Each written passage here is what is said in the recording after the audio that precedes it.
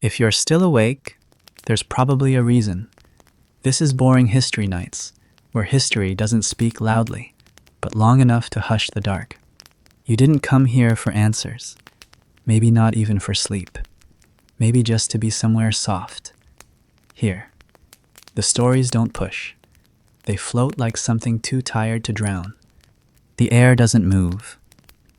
Somewhere, a chair creaks, or maybe it's just your breath brushing the quiet. Dust lingers mid-fall, as if history paused. Whatever warmth you carried, it wouldn't have lasted the night. Let's not stretch this too fast.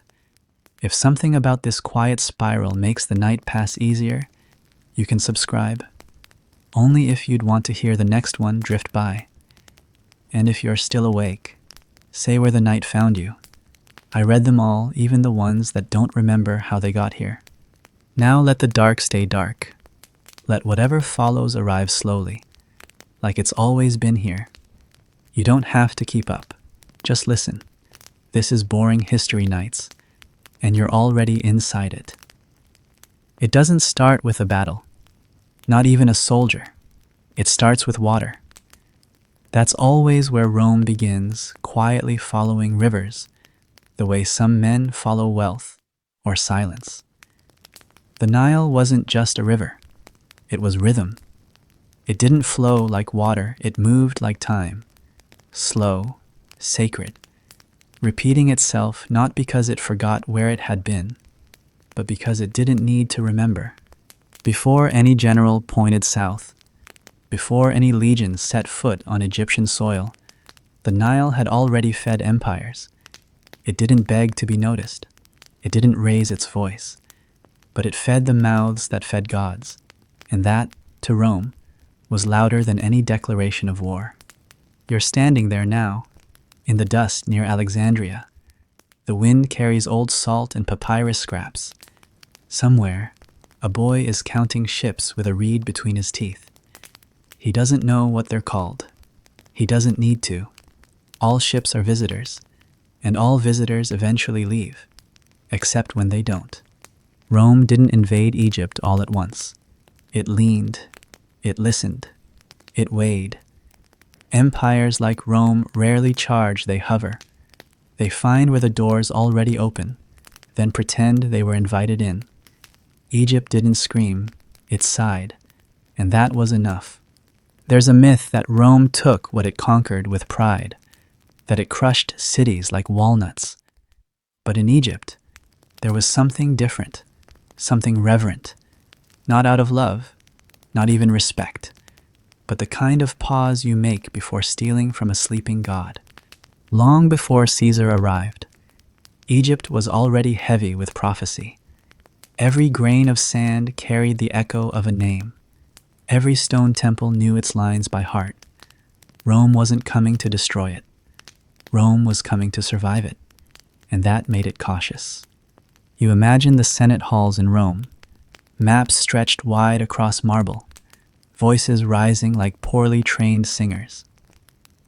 But the conversations about Egypt weren't loud. They were careful. Egypt was too old, too fertile, too aware. You don't shout at something that ancient. You wait for it to lower its eyes. Maybe that's what made Egypt vulnerable. Not weakness, but memory. It remembered too much to resist the new world growing around it. It had ruled for millennia, and that kind of age makes empires quiet, not strong. Rome could feel it. This wasn't a kingdom, it was a relic. And relics don't fight. They crumble. You walk along the Nile's edge, watching the water curve like script. A scribe once called it a ribbon between heavens, but tonight it just looks tired. You don't see gods in the river anymore, just reflections of whatever's floating downstream. Back in Alexandria, the city breathes in columns and echo. Light spills through open doors, dust catching in the beams, like secrets suspended mid-sentence. You hear someone chanting, or maybe reciting, or maybe just remembering. Even knowledge here feels older than truth. The library, yes, that library is still whole, for now. And it's not just scrolls, it's voices. It's grief trapped in ink. It's warnings dressed as poetry. Rome would love this place, not for what it says, but for how it can be copied, indexed, and carried west like treasure made of words. You're not here for the scrolls, though, not tonight. You're watching something quieter. The water merchants counting jugs, the donkey chewing against the same post it always has, the woman praying toward a god that hasn't answered in 3 dynasties. None of them notice what's changing. But you do. A fleet, small, orderly, not even threatening, just curious. Roman ships gliding into Egyptian waters like they belonged there. No horns, no banners, just wood, sail, and intention. They aren't here to conquer. Not yet. They're here to learn where the gold is kept, where the grain flows, where the silence settles thickest. And Egypt old, tired Egypt lets them in. Maybe it hoped to trade. Maybe it thought Rome would come and go. But some shadows don't leave. They stretch. You remember the story of the scarab beetle, always rolling its burden across sand, trying to outrun the sun. Rome was that beetle, except it didn't roll dung, it rolled order, taxation, language. And Egypt, bright and heavy and cracked at the corners, was already halfway under its weight. No one called it conquest. Not then. It was diplomacy. It was necessity. It was the Nile feeding 2 empires now, instead of 1. And it happened with so many smiles. You almost forgot who sharpened the knives. You sit on a crumbling bench near the temple of Serapis, watching the wind play with frayed linen hung from an empty market stall. The priest who used to chant here died last year. His replacement hasn't learned the verses. But Rome doesn't care about verses. Rome cares about grain quotas. Some conquests wear boots. Others wear sandals and speak softly. Egypt's fall was the second kind. You're still here. You haven't moved, but you feel something shift beneath your feet, as if the sand itself leaned west. And maybe you understand now Rome didn't want to own Egypt's temples. It wanted to own its breath. The ships came not in a storm, but in symmetry, trim. Weather-worn Roman vessels nudging the Mediterranean like they had always belonged there. And maybe they had. To the crew. It was another shore, another negotiation, another chance to be part of something bigger than their orders. But to the few Egyptians watching from the rocks just past Alexandria, it was different. The water didn't look any different that morning, but something in the way it received those ships made it feel colder, quieter, like a boundary had shifted under the sun and no one had asked permission. Caesar did not come with the full violence of empire. Not at first. He came with letters, with stories, with coins he knew would outlive him, stamped with a face he hoped would outshine God's. When he stepped off that ship, it wasn't a step of invasion, it was a step of certainty, that Egypt would not remain as it was, that history had waited just long enough.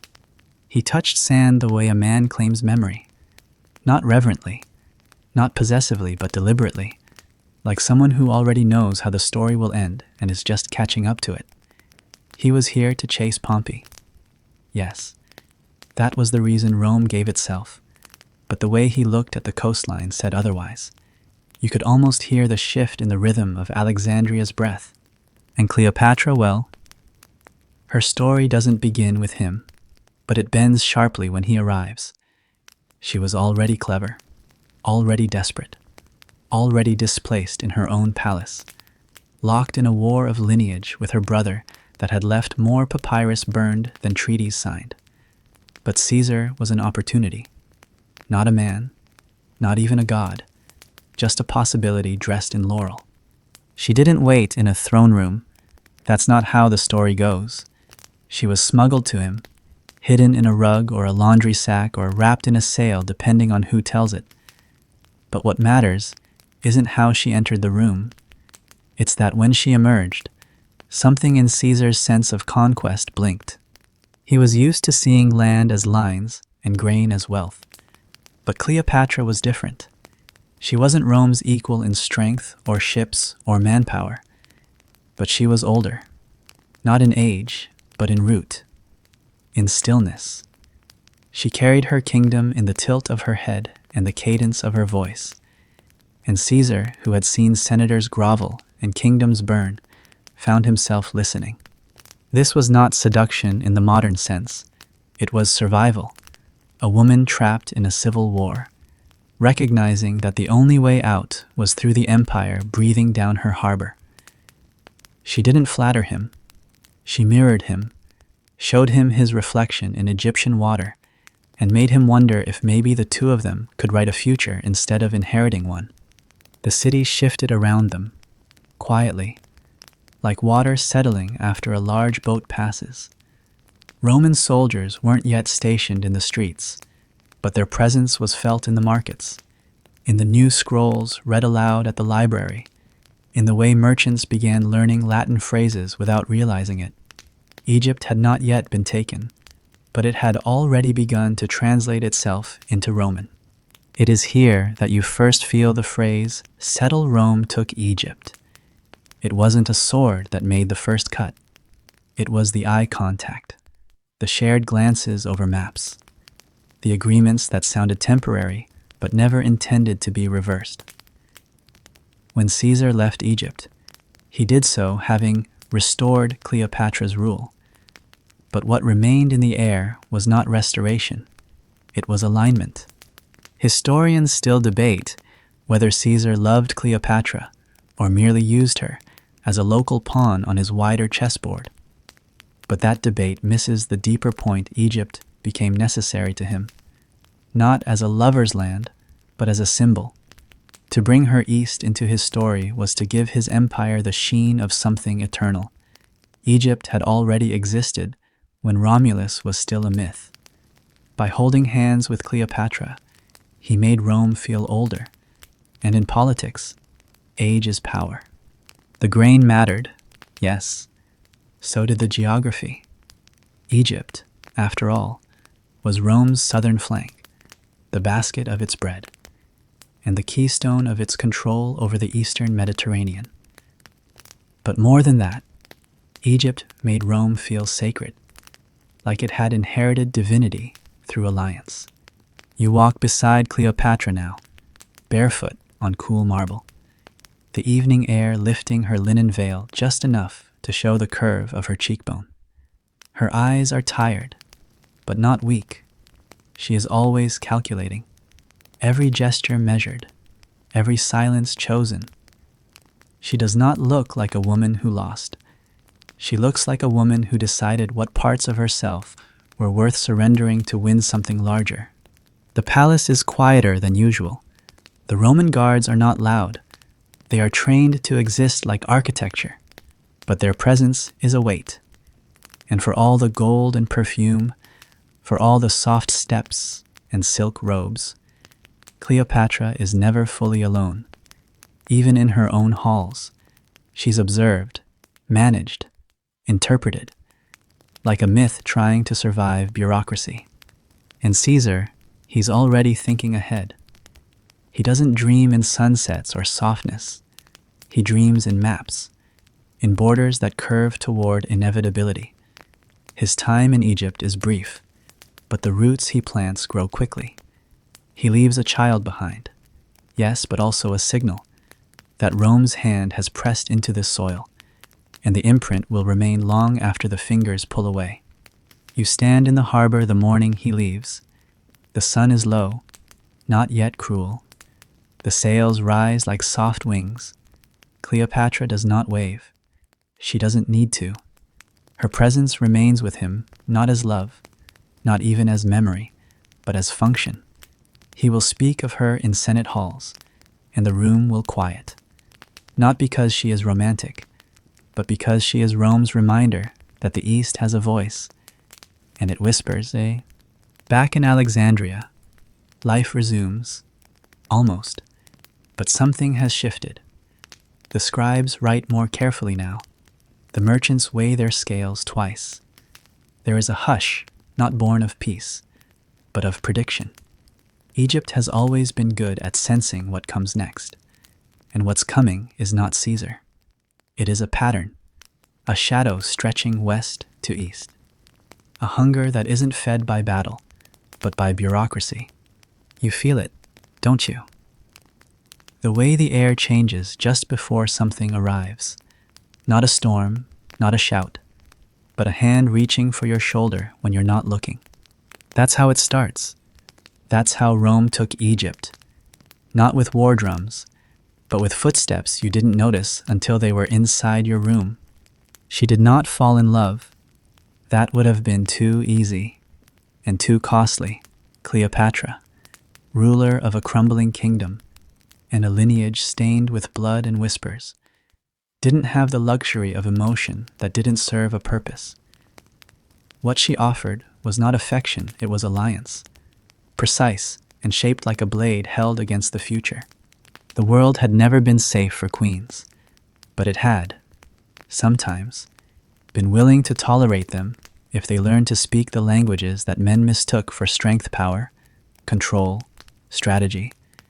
Cleopatra spoke all three fluently, and when she met Caesar, she responded not as a woman seeking protection, but as a sovereign calculating terms.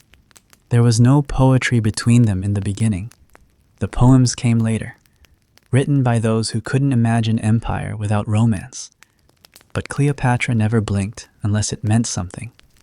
She didn't smile unless it fed the silence between her and her opponent. Her language was built in survival, and every syllable she offered was carved from centuries of dynasties that rose too high and burned too quickly. When Caesar returned to Rome, his pockets heavy with Egyptian grain and stories, Cleopatra followed quietly, discreetly, but deliberately. She arrived not as a guest, and certainly not as a mistress, though both labels were offered freely by the Senate. She arrived as Egypt personified, wrapped in silk and significance. Her presence was more than provocative. It was subversive. She existed in spaces not designed for her, and did so with the grace of someone who had studied her enemies longer than they'd studied themselves. She was never naive about her role. Rome adored myths, and Cleopatra allowed herself to be one so long as the myth served her. But behind every calculated appearance was a ledger. She took note of every glance too long, every whisper that reached her chambers, every senator who scoffed but kept one hand near his purse. In Rome, she watched the world that claimed to be eternal show its cracks. The marble was cold, the roads efficient but cruel, the men loud and often afraid of their own legacy. She understood quickly that Rome was not a city of gods. It was a city of debt, political, moral, military. And she began to see how Egypt could survive not by resisting, but by becoming necessary. The child Caesarion was never just a child. He was a symbol, a hinge between two empires. Cleopatra knew this. So did Caesar. Whether he loved the boy or tolerated him remains unclear. What is clear is that Caesarion was not raised to be a child of innocence. He was raised to be an heir of tension. His presence pressed against the idea of Roman singularity, suggesting a future where the East didn't just kneel, but ruled alongside or instead. Back in Alexandria, Cleopatra's palace pulsed with a different rhythm. The halls were not simply gilded, they were sharpened. Every servant was a spy, every corridor an echo of something ancient trying to adapt to something foreign. She ruled with both hands, one dressed in gold, the other wrapped in shadow. To the people, she was still their Isis, still the divine embodiment of order and fertility. To the priests, she was both protector and threat. To the Romans stationed nearby, She was a question mark they hadn't been trained to answer. But to herself, she was what she had always been, the last true ruler of a line that had forgotten how to rest. And still, she gave Rome what it wanted. Not submission, but story. She allowed them to believe they were taming something wild, even as she wrapped herself deeper into the mechanics of their ambition. She offered grain, offered trade routes, even allowed Roman coinage to circulate alongside her own. But beneath every gesture was resistance, not through denial, but through clever placement of limits. It wasn't war, not yet, but it wasn't peace either. It was a negotiation that never ended, only shifted. You walk with her now, across the roof of the palace at dusk. The air is warm, thick with the scent of salt and myrrh. Below, the city exhales lanterns lighting like slow stars. She watches it all, not with affection, but with responsibility. It's not that she doesn't care, it's that she has no space left for careless caring. Inside, her advisors murmur about Augustus, about Rome shifting again, like a great animal rolling in its sleep. Cleopatra listens, always, but she doesn't flinch. She has prepared for every possible version of the future, except perhaps the one where preparation no longer matters.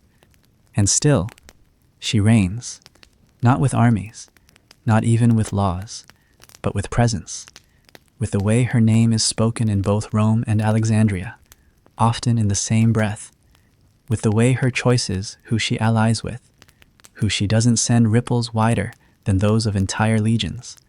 The phrase returns now, Rome took Egypt. And you begin to understand it was never just a matter of conquest. It was a slow encirclement, and Cleopatra stood at the center, not as victim, but as pivot. She gave Rome her voice, her language, her symbols, and even her air, but never her throne. That was not Rome's to take. There's a stillness in the room where she keeps her scrolls, not the grand library, but her private collection. Letters, maps, tax records, the details no poet would touch, but which shaped kingdoms far more than romance. She runs her fingers over names, some crossed out, some circled, all memorized. This is where she keeps the real empire in ink, not marble. There's a saying among her scribes, the pen that lasts is sharper than the blade that didn't. And Cleopatra believed it. Every alliance, every shipment, every smile at a Roman envoy was catalogued here. Egypt might bend, but only along lines she drew first. The world sees her now as a figure of tragedy, but that's not how she lived. She lived as tension incarnate, a ruler who knew too much to trust glory, and too little of rest to crave peace. She was the center of too many empires' futures to be allowed a simple present. The child sleeps in the next room, and Cleopatra watches the moon through a carved window. She doesn't cry. She doesn't smile. She calculates. She dreams not in visions, but in strategies. The empire is moving again. The dust hasn't settled, and the sea has brought new names to her shore. Not Caesar, another. But she's ready. If none of this is making sense anymore, you're exactly where you should be. There was no single trumpet, no thunder of hooves, no fiery siege under black banners. The war for Egypt didn't arrive the way wars were supposed to, loud, fast, and easily mapped in textbooks. Instead, it crept in slowly, disguised as gifts, alliances, marriage proposals, and grain contracts. It moved with the patience of drought. When it finally unfolded, it didn't feel like a war. It felt like a negotiation that had run out of air. When Caesar died, stabbed beneath the very roof where Cleopatra once stood beside him, where ambition had echoed louder than prayers, everything shifted. Not just in Rome, but across the sea. Cleopatra didn't mourn the man. She mourned the balance he provided. With him gone, the careful arrangement between empires lost its symmetry. In his place came Augustus, or rather, Octavian, as he was still called in those uncertain early years. Unlike Caesar, he was not a man to be charmed. He wasn't moved by silk or lineage or the softness of twilight on the Nile. Octavian was made of iron filings and paperwork, a man sharpened by insecurity and raised on the myth of restoration. He didn't want Egypt as a partner. He wanted it as proof. What followed wasn't declared as war. It was an escalation of presence. Roman ships arrived not to threaten, but to observe, then to assist, then to command. Their numbers grew slowly, never enough to be called an army, but always too many to be considered guests. Alexandria adapted with dignified speed. Guards were retrained in Latin phrases. Priests were instructed to include Roman holidays in their chants. Even the money began to shift new coins minted with faces more familiar to Rome than to the Nile. And still, there was no war. Cleopatra watched it all with the stillness of someone who has survived storms more violent than this. But storms, at least, had the decency to announce themselves. This was erosion. She responded not with resistance, but with maneuver. She summoned Mark Antony, not just as a lover, but as a fulcrum, a veteran of Caesar's campaigns. Antony still carried the smell of battle and the ache of ambition. More importantly, he carried armies still loyal to the idea of Caesar and, by association, to her. Their meeting was a performance, staged like myth, gilded in ceremony and drowned in metaphor. Cleopatra arrived on a barge painted with gold, its sails dyed purple, its oars silver-tipped, gliding down the Cydnus River, as if history itself had learned to row. Antony was impressed, of course, but she hadn't come to impress him. She came to remind him of what he had forgotten, that Rome owed its grandeur to the East far more than it would ever admit. Together, they wove something fragile, a shared narrative that could stall the creeping empire just long enough for Egypt to breathe. Their union was not built on trust, but on a mutual need to matter. In Rome, it was called scandal. In Alexandria, it was called survival. You sit in the shadows of Cleopatra's council chamber, where maps lie open like vulnerable hearts, and every advisor speaks in riddles. The air is too warm, thick with incense and tension. Antony leans against a column, arms crossed, his eyes drawn to the eastern wall, where the names of Egyptian kings are carved in stone. He says nothing. But Cleopatra does not need words. She knows how thin their position has become. Octavian has begun his campaign, not with legions, but with letters. In Rome, he tells the Senate that Antony has lost his Roman soul, seduced by a foreign queen who speaks like prophecy and dresses like temptation. He paints Egypt not as an ally, but as a threat, not a land of knowledge and grain, but of shadows and silk, dangerous for its ability to beguile. The Senate listens, not because they believe him, but because it's easier than considering that their own empire may no longer be able to define itself without the East.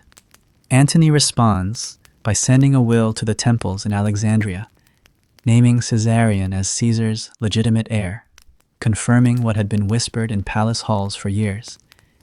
It is an act of defiance, and perhaps of desperation. Cleopatra knows what it means. It is a signal that there will be no peace, but still no war. You wander the streets of Alexandria during these final months of stillness. Everything looks the same, but nothing feels untouched. The fishmongers still call out prices. Children still chase each other between columns. But behind every curtain is a worry folded and stored for later. The city holds its breath, waiting for a war that hasn't been declared but has already begun. When the fighting finally comes, it does so in slow collisions. Ships clash near Actium, not with glory, but with confusion. Antony's forces falter, not out of weakness, but from lack of clarity. The sea turns against them. The wind doesn't lift when it should. Some ships burn, others turn away. Cleopatra flees with her fleet, not out of fear, but out of recognition. She knows when the map no longer leads to victory. Historians still argue whether Antony's defeat was betrayal or blunder, but it doesn't matter here, in the silence after. What matters is that the war never felt like a war, not in the streets, not in the palaces, not even on the sea. It felt like a story that was already written, simply waiting for the right voice to read it aloud. And so, Egypt did not fall in one great blow. It unraveled. The negotiations stopped. The letters stopped. The silence grew louder. Rome had not taken Egypt yet, not fully, but it had stopped pretending not to want her. Back in the palace, Cleopatra stands before the mirror she never trusts. Her robe is heavier tonight, not because of the fabric, but because of the weight of being seen. She adjusts the necklace that once belonged to her grandmother and wonders how much of her will remain once the statues are melted and the scrolls are rewritten. She walks past Caesarion's room, the door slightly open, the boy asleep with a scroll tucked under his arm. He dreams of borders he will never draw, of triumphs he will never live long enough to claim. Cleopatra does not pause. She has paused enough. She returns to the war room, to Antony, whose face is older now, not in years, but in failure. He sits slumped, reading a dispatch that does not bring news, only confirmation. The world they tried to hold has already decided to belong elsewhere. And still, they do not speak of surrender, not aloud. Outside, the Nile flows quietly. It doesn't rise. It doesn't retreat. It simply continues, the way it always has, slow, heavy, and full of memory. There are no drums, no screams, no last charges across open fields. The surrender does not announce itself because it is not dramatic, not in the way people like to remember. It unfolds instead through contracts, tallies, and ships. You don't hear it, not at first, but it's there. Beneath every inked ledger, inside every sealed amphora of grain. Rome does not conquer Egypt with fire. It conquers with weight measured and repeated until the land sinks under its own yield. It begins with records. Rome loves records. The empire catalogs everything, from the weight of a harvest to the name of a farmer's daughter who died before being taxed. Egypt, long governed by priests, pharaohs, and traditions as old as the hills, suddenly finds itself beneath the scrutiny of paper. Each field becomes a number, each number a tax, and each tax a quiet nail in a coffin no one admits is being built. This isn't theft, not technically, it's obligation. Rome says so. Egypt owes grain, owes allegiance, owes gratitude for protection it never requested. The debt doesn't feel like a burden at first. It feels like policy. Just a few more quotas. A few more soldiers in the granaries to ensure fairness. A few more ships lined at Alexandria's port, all bound west. Grain becomes currency. It becomes leverage. In Rome, bread is given out freely at festivals, tossed to the poor in the name of the state's generosity. But that bread does not come from Roman soil. It comes from Egypt, from the black, heavy land beside the Nile that yields more than it should. And Egypt, now tethered to an empire that feeds itself on spectacle, cannot say no. There is no rebellion in wheat, just resignation. You find yourself walking along the canals that snake between villages. Once, these waters ran purely for irrigation, for fish, for ritual bathing beneath the stars. Now, they exist to guide product. Routes have shifted. Schedules have changed. What was once the rhythm of life is now the timetable of export. Entire villages begin planting not what they need, but what is demanded. The soil, patient as ever, does not protest, but the people feel it. They wake earlier, sleep later, eat less. There is no moment when it all tips. No date historians can underline and say here is where Rome truly took Egypt.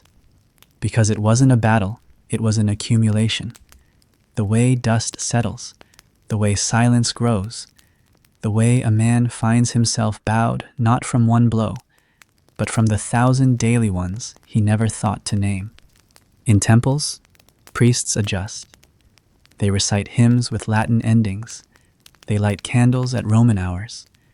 Some gods are merged, others forgotten, not erased, just ignored long enough that even memory begins to doubt them.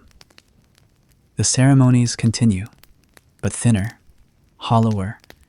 The offerings are fewer, the prayers shorter. You stand in a shadowed corner of one such temple and feel how much louder absence can be than presence. The scribes are the last to speak openly. They do not shout, but they document. They write of changes, of grain flows, of names that appear more frequently on tax ledgers than on tomb walls. They notice that fewer people are buried with ceremony, more with speed, that families once proud of lineage now speak only of price, that stories told by elders are no longer about gods or kings, but about quotas and the time the ships arrived too early and took too much. Even Cleopatra feels it. Though her walls are thick, though her meals are still served in bowls of gold, and her sandals still press into soft imported rugs, she hears it in the reports, in the way advisors pause before speaking, in the way the cooks whisper about the quality of bread. She knows what is happening. She understands the slow theft better than anyone, and still, she plays the game. Because there are no options left. Antony is gone. Not just in body, though that, too, is true. He fell on his own sword not for honor, but because he finally understood how thoroughly they had been outmaneuvered. Octavian did not need a battle to win. He needed only patience and paperwork. By the time the soldiers arrived, the conquest had already occurred. Egypt was Roman not by fire, but by fatigue. Cleopatra, once queen of silk and strategy, is now a woman watching the shape of her kingdom shift beneath her feet. She walks through the gardens once wild with color, now overgroomed, structured to Roman tastes. The fountains no longer flow freely. They are controlled, timed. The birds that used to fill the trees are silent. Or perhaps they've flown somewhere else, somewhere unmeasured. In the archives, a new set of documents is being copied. Not Egyptian in style, Roman. Land deeds, census records, tax summaries. They are precise, relentless, and they grow. Each page another knot around the throat of a culture that was once too proud to notice it was being strangled. And yet, Egypt still gives, the land still yields, the river still floods, the people still rise with the sun, but the rhythm is off. The music beneath it, the centuries of belief, the poetry of ritual, the murmur of gods old enough to be considered weather has faded. You sit at the riverbank now, watching barges pass. They move slowly, heavy with grain. Each one is labeled, sealed, counted. The men aboard speak Latin, though some stumble over the older words. A boy beside you spits into the river and mutters something his grandfather said about the harvest not being meant for strangers. His mother hushes him quickly. You both know why. This is how Rome took Egypt, not with fire, but with hunger, not by feeding itself, but by making Egypt feed it forever. There's a reflective silence that settles here, one not born of sadness, but of exhaustion. You can feel it in the earth, in the way the reeds lean without wind, in the way a worker pauses before lifting another sack, staring into nothing for just a beat too long, in the way stories stop mid-sentence because finishing them would mean admitting they no longer matter. Even in the palace, the signs accumulate. Cleopatra receives visitors, not with ceremony, but with hesitation. Rome is no longer asking, it is managing. Governors replace envoys. Ledgers replace poems. Her throne still stands, but each decree she issues is now mirrored by one from someone else, someone farther west, with cleaner hands. She reads one such decree now. It outlines new quotas, new procedures. There's no threat in the language, just certainty. She places the scroll down slowly, as if it might shatter, and perhaps it already has. The silence is thick tonight. In the palace, in the streets, in the fields, Egypt continues. It has no choice, but it continues under weight, and weight, too long carried, becomes shape, becomes definition. Somewhere, the Nile sighs.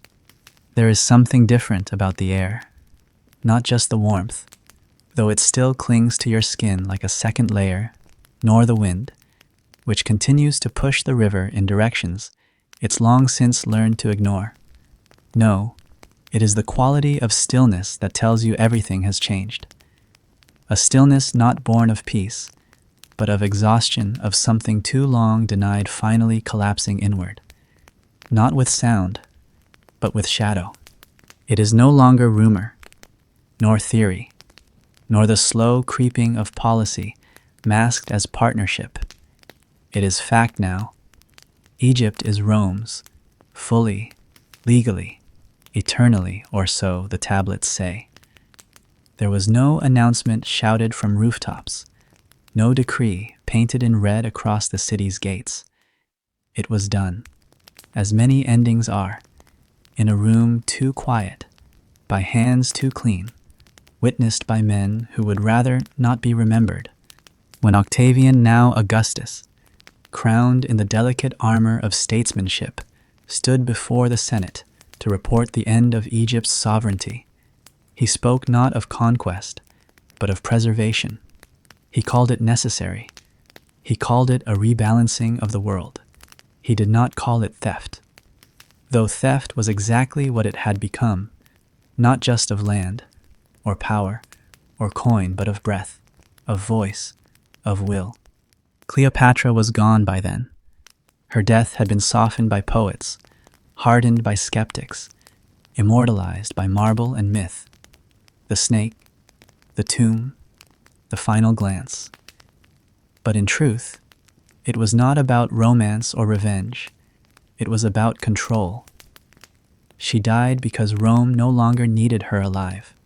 The last piece of resistance, too elegant to ignore, too strategic to forgive, was removed, and in her place, silence.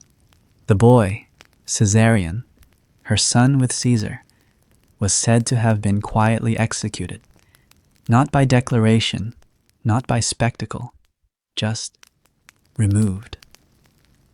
A line struck through a name on a parchment, an heir erased to ensure no empire could remember it had once belonged to someone else.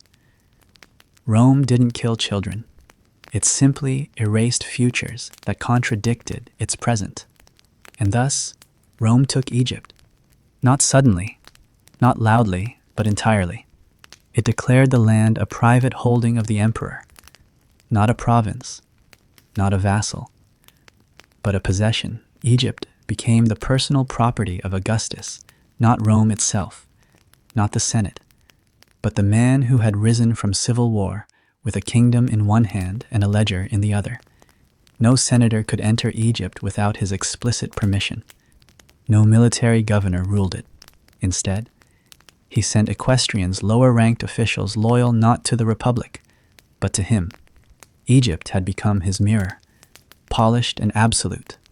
The temples were the first to notice the difference. The priests, long accustomed to wielding power cloaked in incense and scripture, found themselves confined not by chains, but by forms. The rituals continued, but thinner, their words double-checked by Roman scribes who neither believed nor cared, only recorded. Offerings were taxed, statues were inventoried, even the gods, it seemed, required documentation. You walk through one of these temples now still standing, still massive, its columns thick as tree trunks, its ceilings painted with stars that no longer mean anything to the ones beneath them. The floor is cold beneath your feet. The air smells of oil and dust. A young acolyte recites a prayer. His voice doesn't waver, but it doesn't rise either. He speaks the way someone does when they know no one is truly listening. Outside, the grain ships continue. Alexandria's port has been expanded to accommodate them. They do not come and go. They arrive. They collect. They leave. Their sails are white, too bright in the sun. Their flags marked with imperial insignia. There is no bargaining, only schedules. Every ship accounted for, every sack of wheat labeled, every departure recorded by the hour. Egypt, once a land that ruled by myth, is now ruled by logistics. But the silence grows even in the villages, in places where the Nile still winds gently through fields of papyrus and flax, where children still chase herons and men still mend fishing nets in the late evening glow. There is no longer talk of kings, no longer stories of queens whose eyes held stars or whose voices bent the fate of empires. Those names have been replaced by numbers, those stories by rules. A tax official passes you on the road, mounted on a fine horse. His scroll is longer than his shadow. He does not greet anyone. He does not stop. He moves from farm to farm, collecting what is owed not in anger, not even with menace, but with certainty. The people do not protest, not because they do not feel the weight, but because the weight has become part of breathing. Augustus does not visit Egypt often. He doesn't need to. His presence is in the marble statues erected beside the old shrines, in the edicts nailed to the doors of libraries, in the coinage pressed into the palms of merchants who once only dealt in silver by the gods.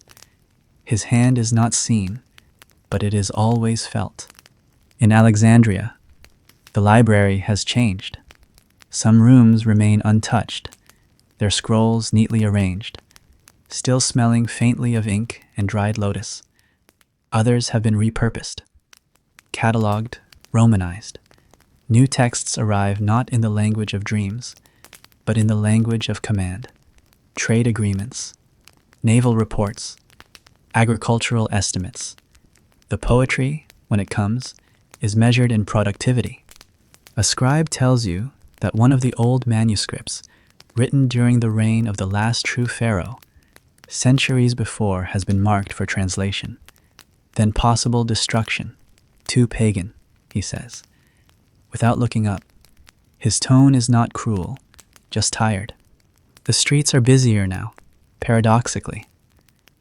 With Rome's efficiency came more mouths, more soldiers, more roads. Alexandria is thriving, they say. But it's not Egypt that thrives. It is the machine that feeds off it. The people walk faster. They bow sooner. They speak more Latin. The older generation forgets how to teach the younger what the Nile once meant. One evening, near the garden wall of the now governor's residence, formerly Cleopatra's estate, you overhear a boy ask his father what the stars above the columns mean. The father looks up, hesitates, and says, "Decorations." He does not mean to lie. He simply no longer remembers the truth. And so, Rome took Egypt, not just as a nation, but as a memory, as an idea. This was never about territory. Rome had territory. It had hills and walls and treaties stacked like scrolls. What it didn't have, what it envied, desired, and finally took was age. Egypt made Rome feel timeless, and Rome, in return, made Egypt silent. Not dead, just quiet enough to forget how loudly it once spoke. It is one thing to lose a battle, to see a city fall under siege, to watch walls crack and towers collapse. Those moments, for all their violence, are brief. Sudden. The pain is sharp, the damage visible. But to lose a library, to watch knowledge decay not in fire, but in disinterest, is a quieter, slower death. And that's the kind of death Alexandria learned to recognize far too well. You walk its marble corridors now, still smooth beneath your feet, though the dust clings more persistently than it once did. The columns remain elegant and too tall to be practical, but the space between them echoes with absence. Scrolls once lined the walls in carefully labeled clusters, each shelf a world, each scroll a map drawn from memory, myth, or mathematics. They didn't simply contain information, they contained time. Once, they said, the Library of Alexandria held over 500,000 scrolls, treatises from Babylon, letters from Indian kings, Greek philosophy, Egyptian hymns older than the pyramids themselves.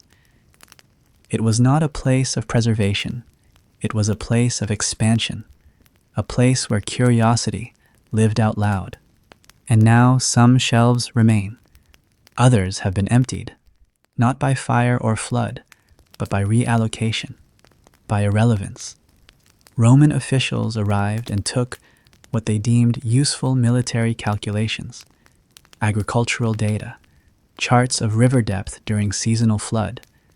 The rest was left behind, labeled cultural, and given over to those deemed non-essential, which is to say ignored. There was no official moment when the library died, no decree announcing its closure. It simply stopped being necessary. Knowledge not aligned with the empire's needs slowly lost funding, support, protection. A few scholars stayed behind, clinging to what could be copied or memorized. But they too began to vanish into exile, into silence, into other languages. You find a scribe hunched over a desk near the back of what was once the astronomy wing. His fingers are ink-stained, his face drawn and alert, as if even blinking might cause something irreplaceable to slip away. He's translating an old Egyptian hymn into Latin, pausing often, uncertain whether the words even belong together. When you ask why he bothers, he shrugs not dismissively, but sadly, because if I don't, he says, no one else will. There's something cruel in watching wisdom made obsolete by structure. Rome, in all its order, did not hate knowledge, but it distrusted what could not be measured. It wanted use, results, efficiency. Alexandria's library had been built on wonder, and wonder, to an empire built on command, is dangerous in its aimlessness. Even so, the building still stands. Its marble refuses to collapse. Some rooms are locked now under preservation, they say.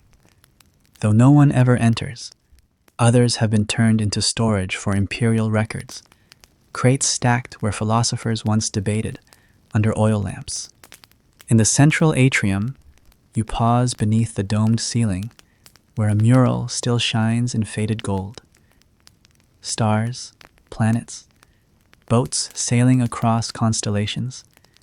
A depiction not of the world, but of thought. The ceiling is cracked now.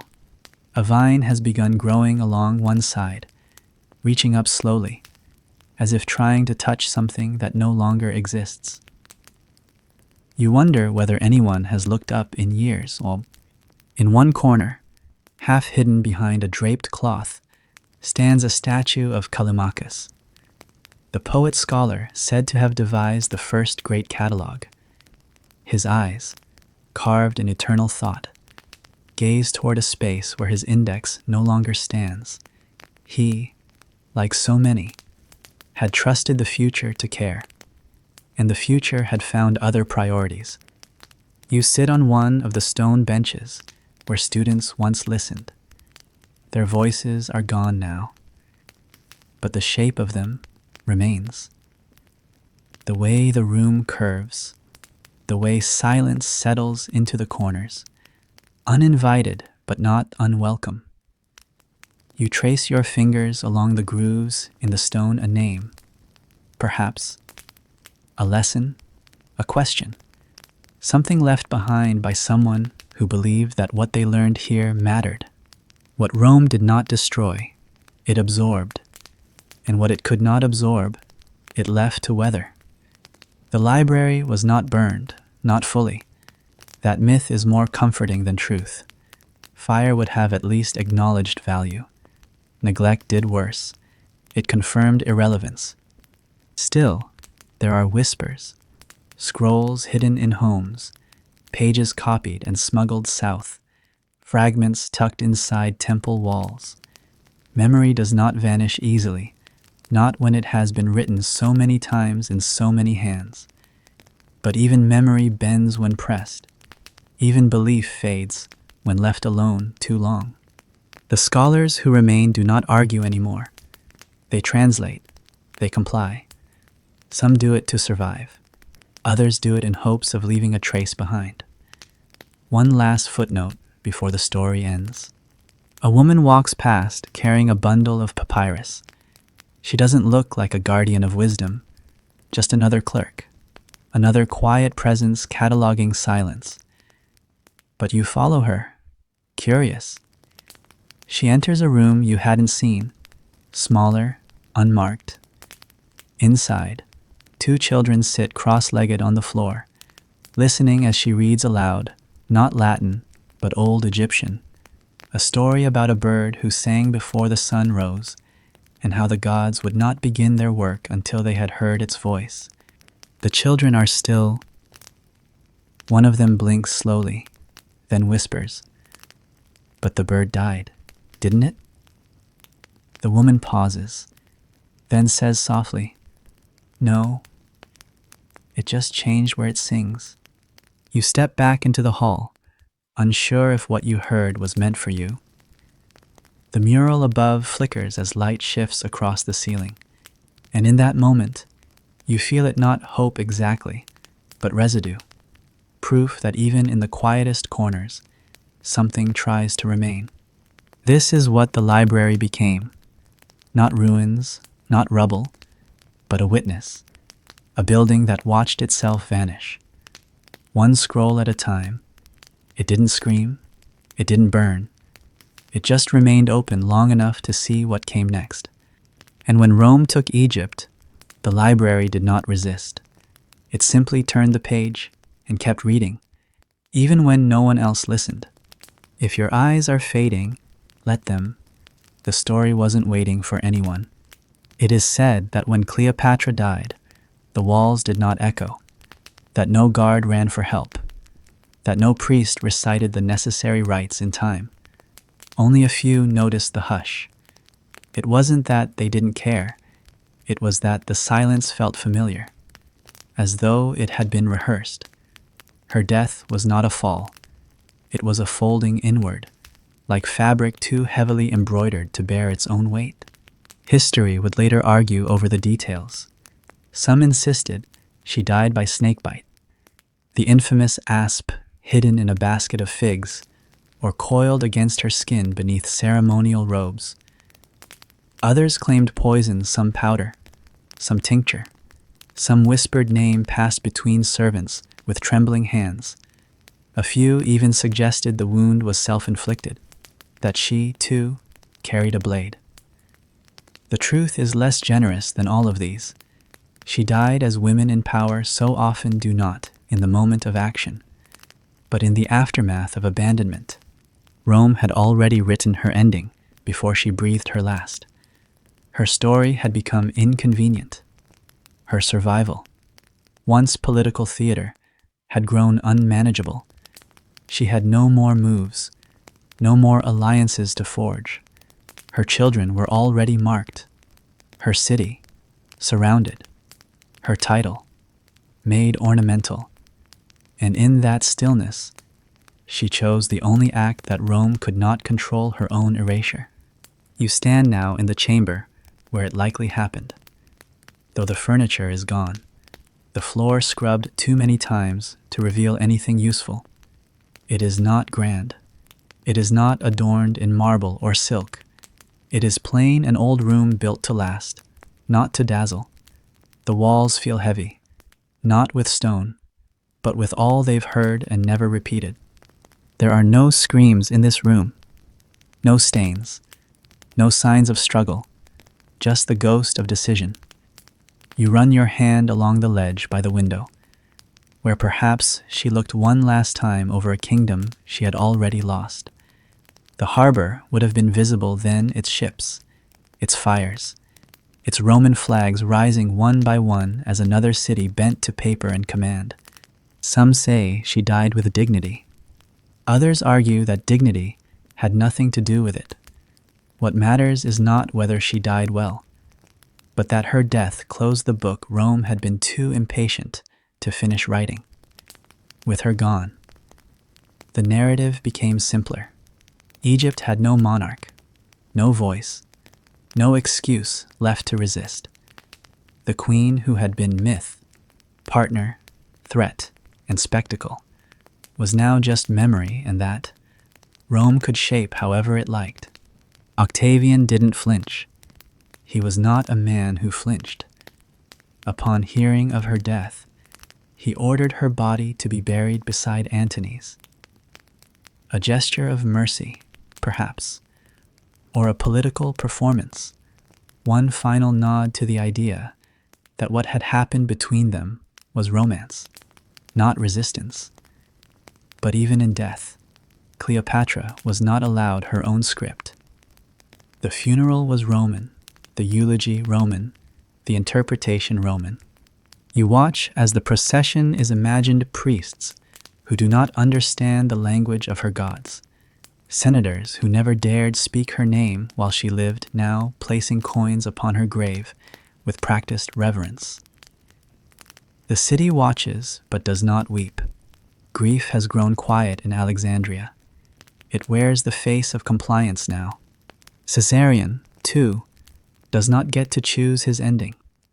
Once paraded as the true son of Caesar, the legitimate ruler of the East, he is removed quietly, permanently. His death is not announced. It is confirmed through absence. A name once spoken beside kings now disappears from documents, from records, from memory. Rome doesn't always destroy by fire. Sometimes it simply forgets you existed. In the years that follow, statues of Cleopatra are either removed or renamed.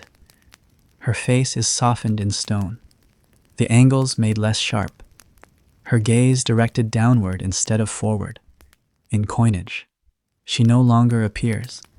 Temples once built in her honor are converted, their carvings preserved, but their meanings hollowed out. The gods she prayed to are demoted to curiosities, their hymns replaced with bureaucratic texts that serve no higher purpose than recording tax.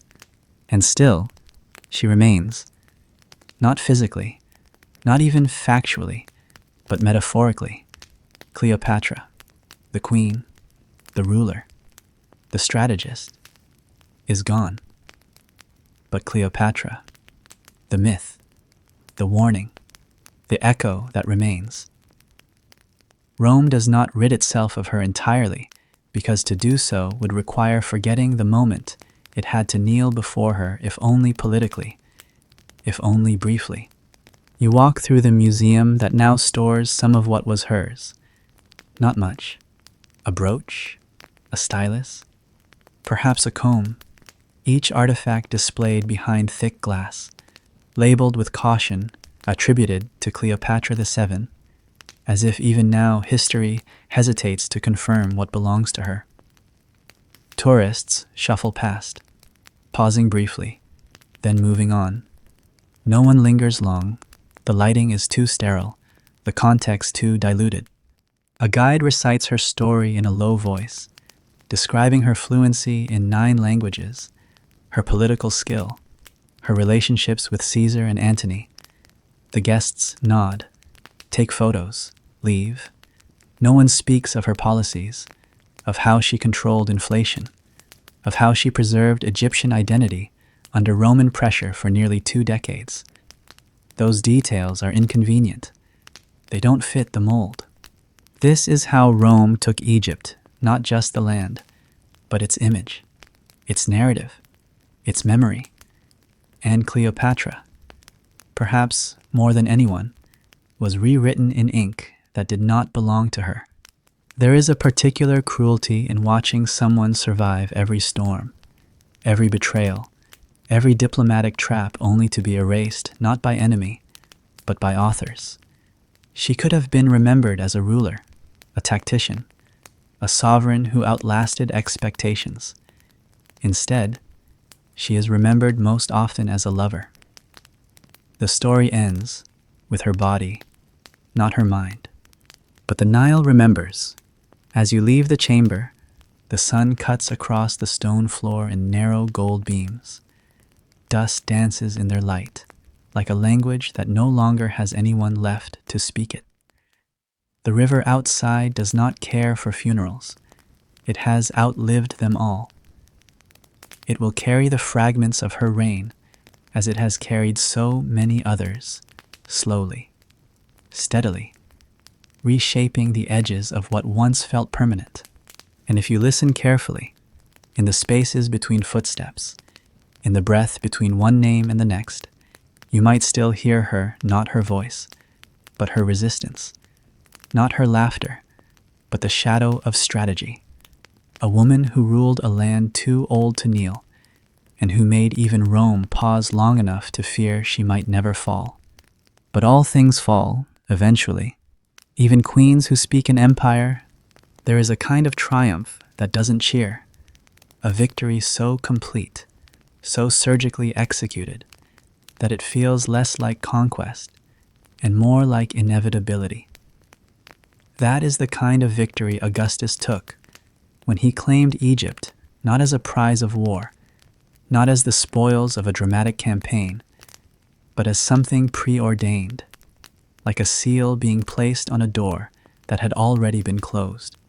You walk beside him now, not literally, of course, but close enough to feel the measured rhythm of his thoughts. Augustus was not like Caesar. He did not seek glory in chaos, did not gamble with alliances or entertain romantic myths. Where Caesar moved like fire, brilliant, unpredictable, and ultimately self-consuming, Augustus moved like water under ice. You didn't always see him coming, but you felt the cracks in your foundations long after he passed. By the time Cleopatra had folded into silence, and Antony's body lay dishonored by its own blade, Augustus stood alone on the world stage, the last contender in a race where everyone else had already fallen or faded. And Egypt, the last true jewel of the ancient world, lay open before him, still breathing, still burning faintly beneath its loss, but no longer a nation with teeth. He did not take it as a general. He took it as a manager, as an administrator of outcomes that had already arranged themselves. To the Roman Senate, he presented the acquisition as necessity, as stability, as a benevolent act that spared the Republic from another prolonged campaign. But he knew better. Egypt was never about necessity. It was about consolidation. He moved quickly. The territory was declared not a province like Gaul or Hispania, but a personal domain of the emperor himself, This was not a technicality. It was a signal. Egypt was too valuable, too central in grain production, too symbolic in legacy to be entrusted to the whims of senators or generals. It was, for all intents and purposes, the emperor's locked room, with no other keys issued. You watch him draft the first orders. The documents are precise, cleanly inked, and written without flourish. Appointments are made for equestrian officials, men of mid-level status, loyal not to ideals or law, but to Augustus alone. The Senate is politely informed, never consulted. The guards stationed in Alexandria receive new uniforms. The seal of the Republic is removed from key buildings and replaced with the crest of imperial authority. All of this unfolds in eerie quiet, like the changing of scenery in a theater no longer performing for an audience. Even the temples are affected. Priests are vetted. Rituals are documented. The grain routes are mapped in obsessive detail, from field to granary to ship. The Nile is no longer a sacred artery. It is now an infrastructure asset. Sacred calendars are adjusted to synchronize with imperial logistics. The gods remain in stone, but fewer candles are lit beneath their names. The priests still pray, but with an eye toward quotas. You walk the corridors of Cleopatra's former palace, now a government archive.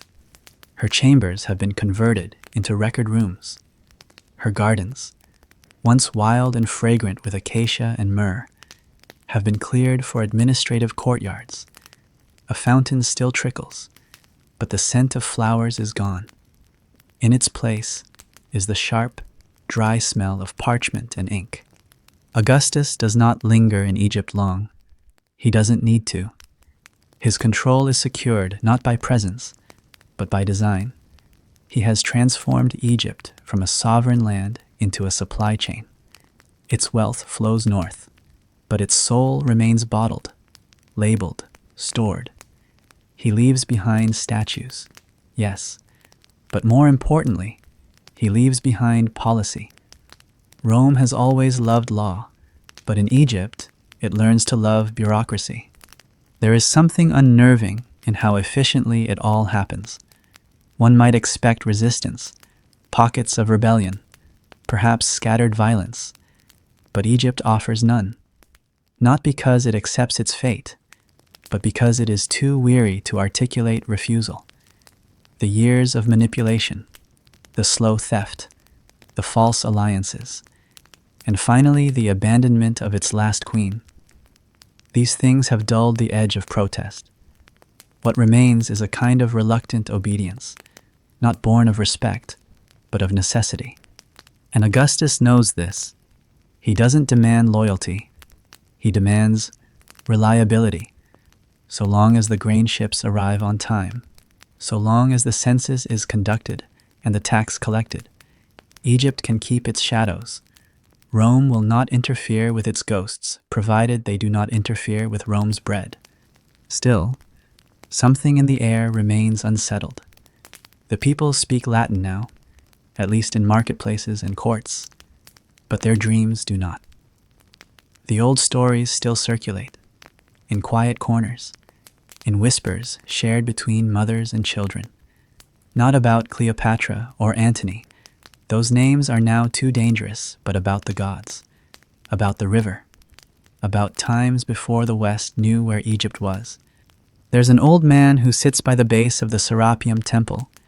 He does not beg. He tells stories to no one in particular. If you listen closely, you can catch the shape of old rituals in his words, the memory of chants no longer sanctioned.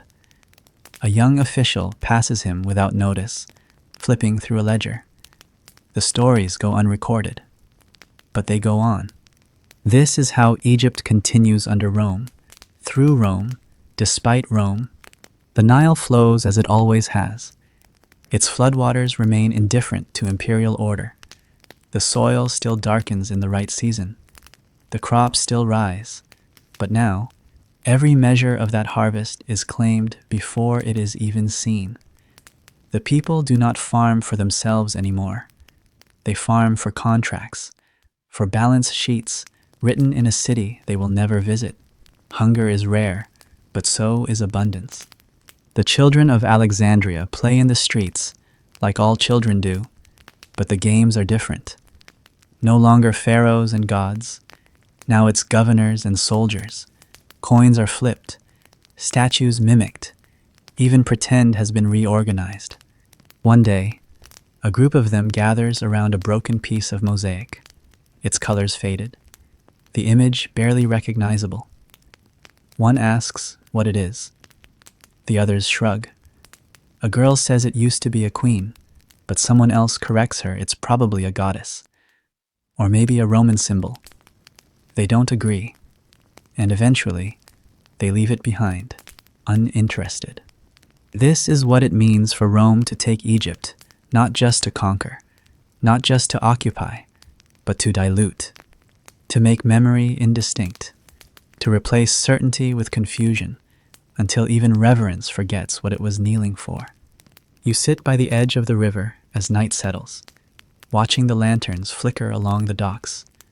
Barges float by, laden with grain, bound for Rome. Their oars cut through the water like clockwork.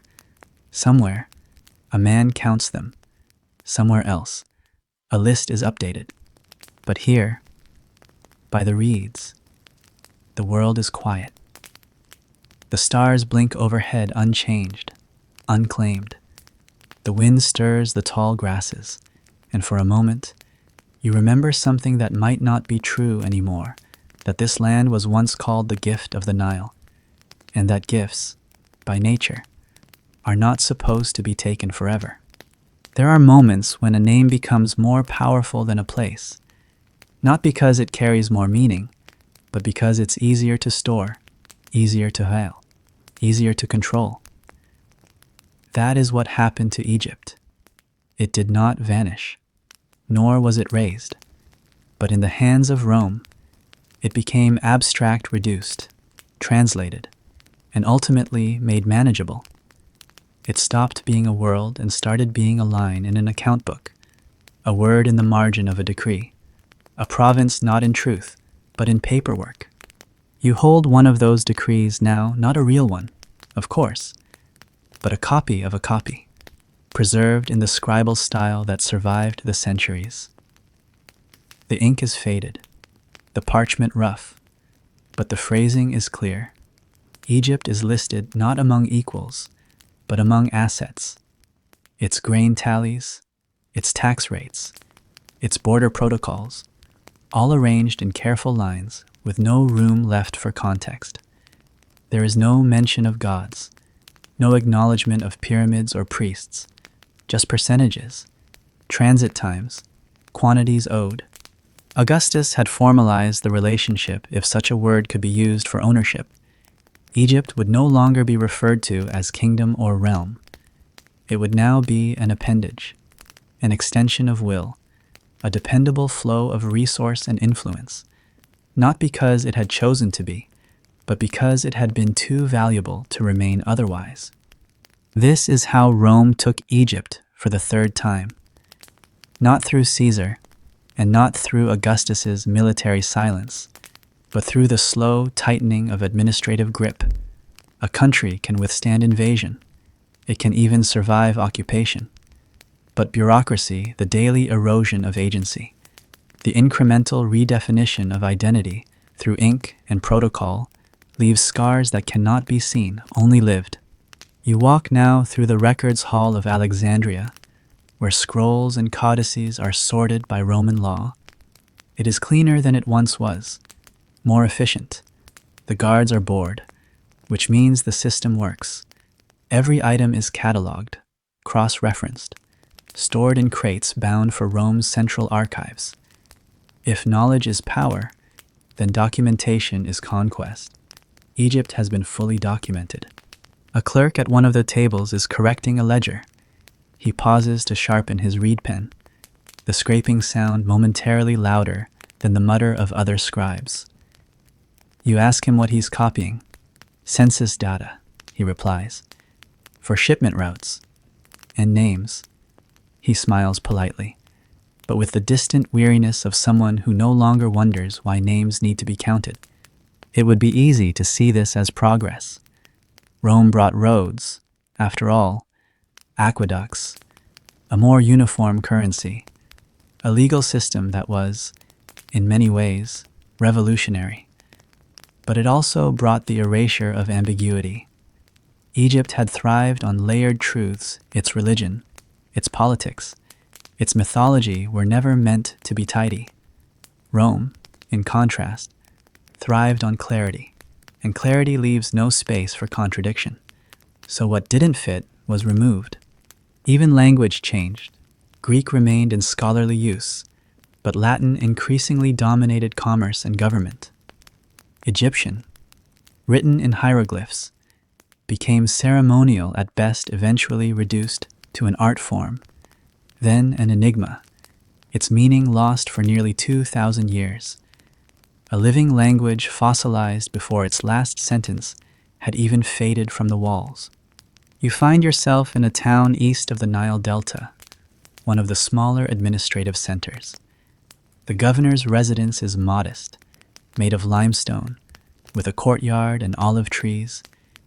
There are no statues of pharaohs here, only Roman standards hung beside a bronze bust of Augustus, its nose already worn smooth by sand and weather. A small group of children plays in the shade, one of them drawing lines in the dust with a stick. You ask what she's drawing. She shrugs, then answers, "A map of what you ask." "I don't know anymore," she says.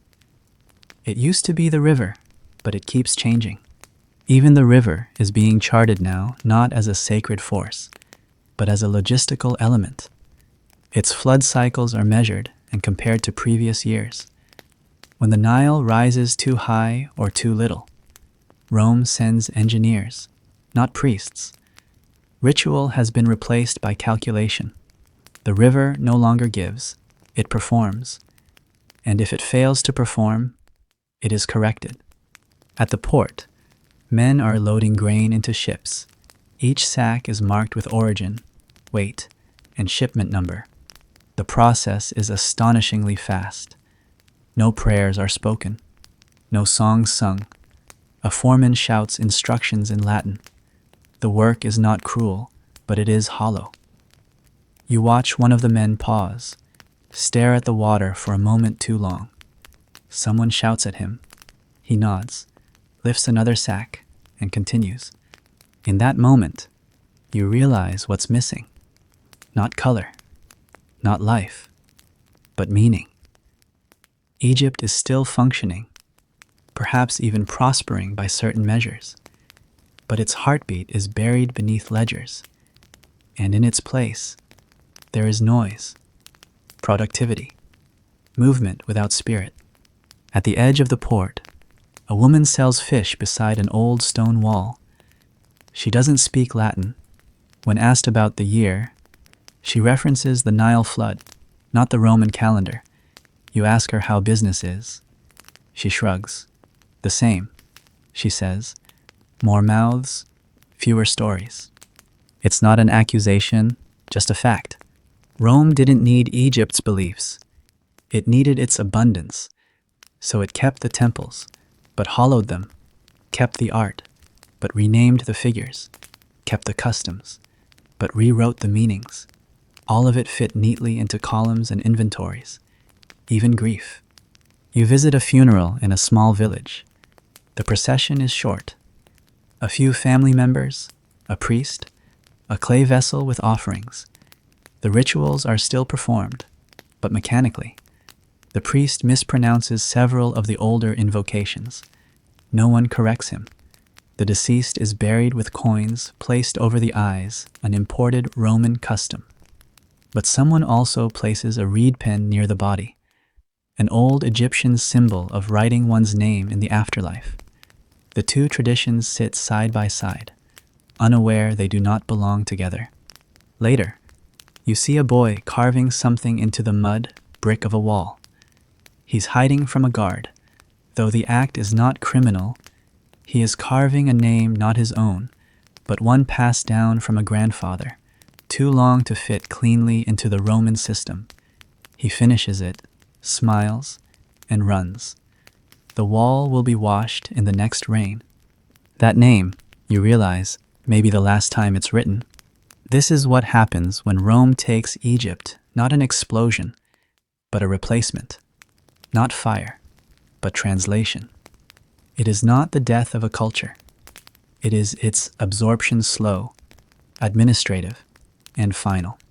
And so, Egypt becomes a word, a possession, a shipment line, a name flattened on Roman paper, legible to the West, invisible to itself.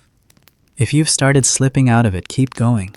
The past barely noticed you were here. There are limits to conquest, though they're rarely spoken aloud. Empires can seize land, rewrite laws, and redistribute wealth. But belief, real belief, has roots deeper than law can reach. Rome did everything it could to contain Egypt, to shape it into something legible, profitable, obedient. Yet even at its most organized, most mapped and categorized, something kept escaping through the cracks. A rhythm, a resistance, a kind of memory that refused to die, even when it had no words left to carry it. You begin to notice it not in cities, where Rome's influence was strongest, but in the edges, in the hills past the grain fields, in temples half swallowed by sand, in the gestures of people who no longer remember why they do what they do but keep doing it anyway. There, Rome's presence weakens. There, Egypt still breathes. Even in Alexandria, the most Roman of Egyptian cities, there are signs that something remains unmoved. The temples may have been repurposed, but not entirely. Priests continue to perform rites that haven't appeared on official scrolls in generations. Candles are lit not because of policy, but because that's what the air still seems to ask for. Statues, defaced or weathered, still carry eyes that look past every official emblem nailed to the wall. A kind of unspoken stubbornness persists. You see it in the way elders speak to children, not in Latin, not in Greek, but in Egyptian words that never made it to scroll, not out of defiance, but out of habit, out of memory that doesn't need translation. And the children listen, even if they don't yet understand, because the tone carries something stronger than empire, the sense that not everything has been taken. The Roman administrators knew this, though they rarely admitted it. On paper, Egypt was stable, taxes were collected, shipments left on time, revolts were minimal, sporadic, but beneath the surface, a different rhythm pulsed quiet, irregular, and uninterested in Rome's tidy frameworks. Some temples, especially those farther south along the Nile, remained fiercely loyal to their traditions. Priests would offer Roman coins at the feet of statues they refused to rename. Incantations included Latin flourishes, but the core of the chant stayed intact. Offerings were made not because they were needed, but because not offering felt like forgetting. And forgetting was the one thing Egypt seemed unwilling to do. You visit one such temple, tucked in a curve of the river where the reeds grow tall enough to hide a building. From the outside, it appears abandoned. The roof is cracked. The door leans slightly off its hinges. But inside, everything is meticulously arranged. Not grand, not ornate, but purposeful. A clay bowl, a strip of linen, 3 carved symbols in a line across the wall. No one is here to explain them to you, but they do not need explanation. They are presence, proof. A whisper in stone. Even the scribes, those who served under Roman governors, who translated orders and recorded taxes, left small marks in the margins of documents. An old proverb tucked in beside a grain count. A stylized bird drawn next to the name of a village. symbols that would mean nothing to the auditors in Rome, but everything to someone who had once watched the sky for gods. Rome, despite its efforts, could not translate everything. It could not standardize dreams, could not flatten the emotional landscape of a people who measured time by the river, not by calendars. The Nile still rose according to its own rhythm, and while engineers attempted to measure it, to predict and contain its movements, they remained at its mercy. No amount of imperial effort could change that. If anything in this stayed behind, you can leave something below, or not. It still counts. This is Boring History Nights. You stand now in the ruins of a once grand estate near Memphis. The stones are scattered, the garden overtaken by shrubs, but carved into a wall, still mostly intact, is a scene of figure pouring water into another's cupped hands. No inscriptions remain, no names, just the act itself. You find yourself transfixed, not because the image is unique, but because of how ordinary it seems. This isn't a depiction of conquest, of power, of gods or kings. It's care. The kind of care too quiet for empires to register. There were entire aspects of Egypt that Rome never learned how to name. The texture of prayer in marketplaces, the reverence of farmers who greeted their fields in the morning with a murmur and a gesture, the subtle patterns woven into fabric not because they were fashionable, but because they echoed constellations seen before the first temple was raised. These weren't formal traditions. They were atmospheric, cultural pollen, impossible to document, and therefore impossible to own. You see it, too, in death. Roman burial practices spread coins for the ferryman, inscribed tomb markers, but some families continued to embalm, to wrap the dead with amulets hidden beneath newer customs. A Roman funeral might proceed above, solemn and according to code, while beneath the garments, ancient protections rested quietly, guarding souls the empire never truly met. And what of the songs? Some persisted in altered form, disguised as lullabies or chants at harvest, lyrics trimmed, melodies softened, but in their core remained a cadence untouched by law. You pass a woman singing to her child on a warm afternoon. The tune is unfamiliar, the language fractured, but the rhythm feels older than roads, older than marble, older even than Rome. This is what it means when we say Rome took Egypt, but couldn't swallow her whole. The empire consumed what it could grain, labor, names, calendars. It digested rituals and absorbed monuments, but something always escaped its reach. Something slower, deeper, less willing to be useful. And in that refusal, there was survival. You find yourself on a boat now, drifting down the Nile. The water laps softly against the hull. The stars above shift as the boat turns, and for a moment, you see what the ancients saw. Not just sky, but story. Not just water, but memory. You close your eyes, and for just a moment, you forget whose flag flies at the mast. And perhaps that is the deepest resistance of all, not rebellion, not war, not noise, but the quiet refusal to forget, to continue naming stars long after the empire has stopped looking up. The ledger never sleeps. Long after the temples fall quiet and the city gates shut for the night, the ink continues. It is not the kind of ink used for poetry or prophecy. It is thick, utilitarian, and unsentimental, the kind that stains more than it speaks. And it is in this ink that Egypt's fate is now inscribed. Not in marble edicts or grand public decrees, but in tax records, in columns of numbers that multiply without ceremony. You step into one of the census offices established in the heart of Roman Egypt. The room is unremarkable stone walls, a single oil lamp, and a long wooden table stained from years of use. There are no symbols of power here, no altars, no idols, just scrolls bundled, ranked, tied with cords like prisoners awaiting sentencing.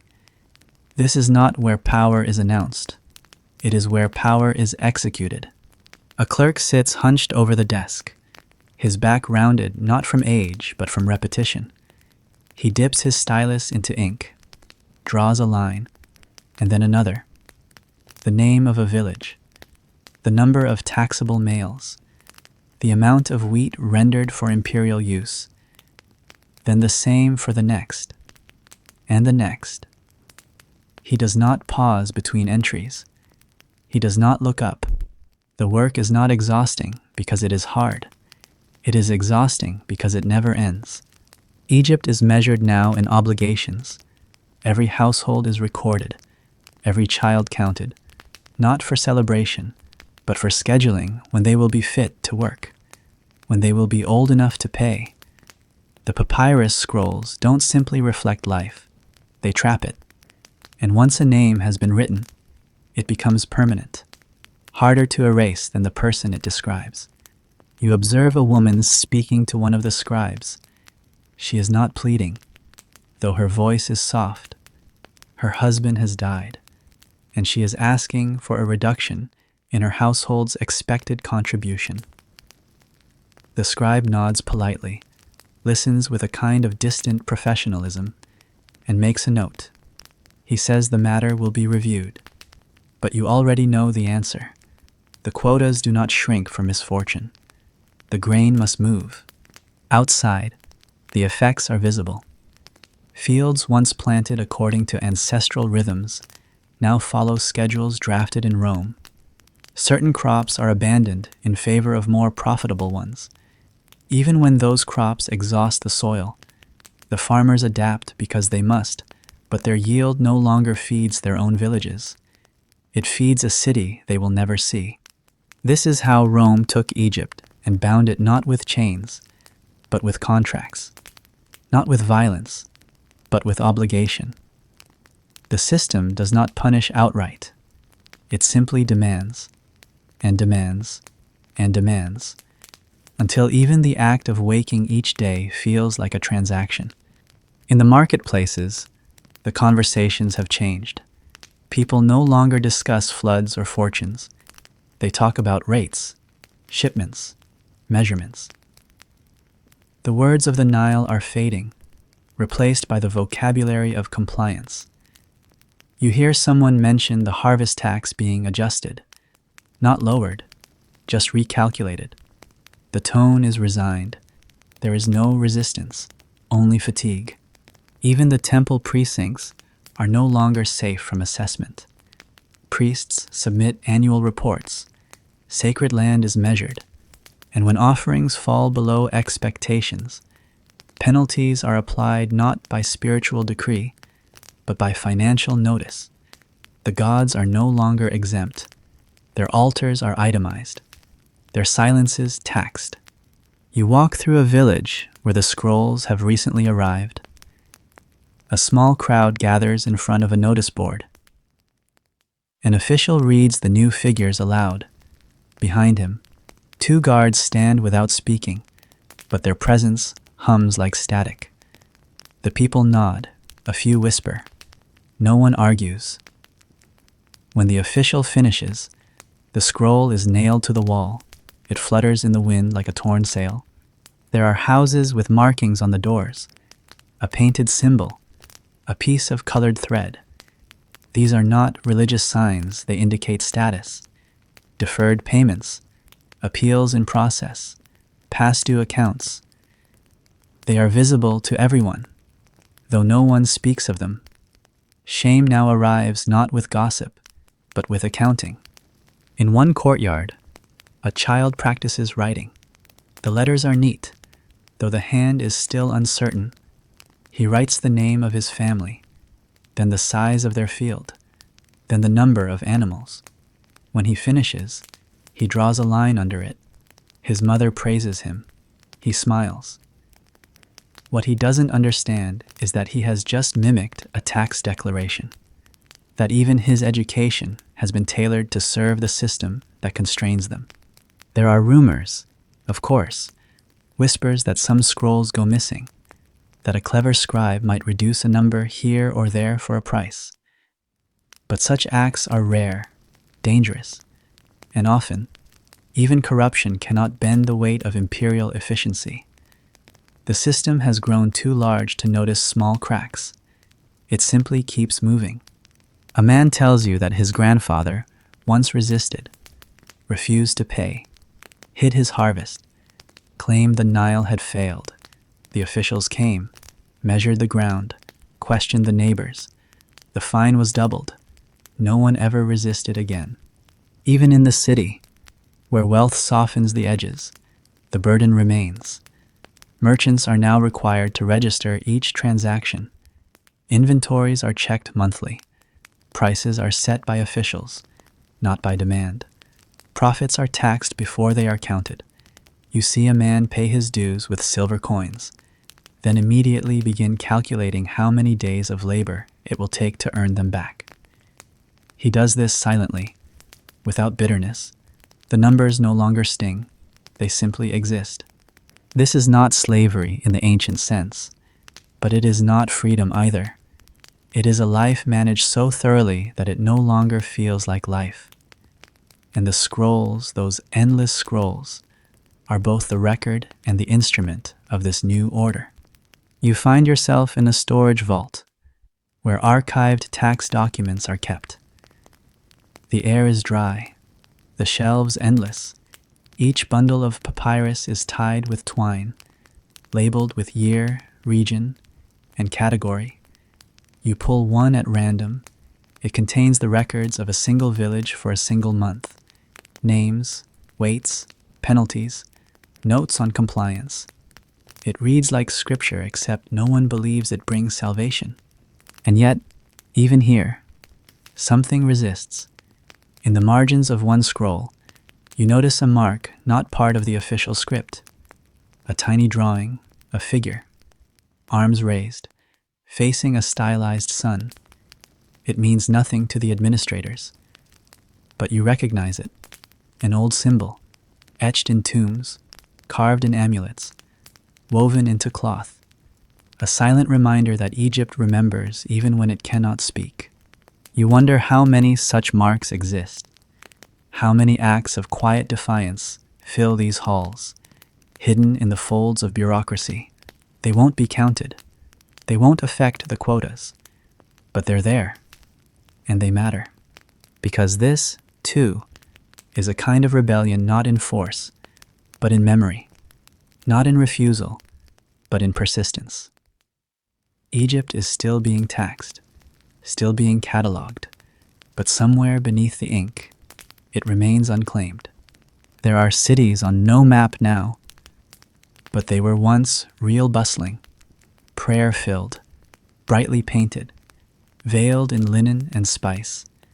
Rome may have taxed them, renamed them, drained them of offerings and grain, but the ground beneath remembers their true names. If you listen long enough, the sand tells stories, not loudly, not with certainty, but with the patience of something that has waited centuries to be heard. You kneel near the ruins of a buried village, not a city, just a cluster of homes near what was once a reliable bend in the Nile. The river has shifted since then. What remains is dry and brittle fragments of clay roof tiles, bits of blue faience, and a single, near-perfect oil lamp buried beneath layers of silt. When you brush the dust away from the lamp's edge, you see an inscription, not Latin, not Greek, but Demotic script. It's someone's name, possibly a child's, scratched in with an unsteady hand, and just like that, a forgotten voice becomes real again. Rome never fully understood what Egypt was. They saw its wealth, yes, its endless grain, its ports, its educated scribes, and its temples layered with centuries of ritual. But what they couldn't grasp, even after generations of rule, was that Egypt's true power didn't lie in monuments or trade routes. It lay in the quiet continuity of memory, in repetition, in ritual that didn't need to explain itself. The Romans tried to write over that. They renamed cities, rewrote calendars, ordered the destruction of statues they deemed obsolete. In Alexandria, Roman architects refaced old structures to match imperial styles. They chiseled off hieroglyphs from temple walls, plastered over them, and painted eagles where falcons once stood. But even paint fades, and plaster cracks, and underneath the Roman eagle, the eye of Horus waited unchanged, unblinking. You visit a former Roman fortress now reclaimed by wind and time. Its walls are still upright, built with harsh, utilitarian precision. But inside, the paint is gone, and in the cracks between the stones, you spot something delicate, a lotus flower etched by a hand that had no interest in Rome. The symbol predates conquest. It speaks not of war or law, but of rebirth. This place may have served Rome's army once, but it was never truly theirs. This is the paradox of occupation. You can possess a place, manage it, harvest it, govern it, but you cannot fully inhabit it unless it allows you in. Rome never truly entered Egypt's soul. It stood beside it, ruled over it, benefited from it, but the deeper rhythms, the sunrise prayers, the calendar of the stars, the unspoken contracts between earth and people, they eluded imperial understanding. You find an elderly woman in a desert village who still traces protective signs over her doorframe. She cannot explain why. Her daughter does not do it. Her grandchildren roll their eyes, but she does it all the same, every morning, without fail. When asked, she simply says, "It's what the women before me did." Rome tried to erase the why, but the habit stayed. Even the language, though battered and buried, survived in echoes. Coptic liturgies in distant monasteries retained cadences from ancient chants. Certain phrases still bear the rhythm of Nile-born vowels. Rome outlawed old speech in courts, in schools, even in contracts, but it could not silence what parents whispered to their children after the lamps were out. At the base of a cliff once used as a quarry, a child's footprint is preserved in dried mud. It's shallow, nearly invisible, but unmistakable. Nearby is the broken handle of a toy, likely a carved reed figure, worn from use. This quarry was once a worksite under Roman command, part of the great construction push during the reign of Hadrian. The buildings it produced were meant to last forever. The child's print, unintended, was not. Yet here it is, still here, outliving the records. Rome didn't just underestimate Egypt's memory, it underestimated its softness.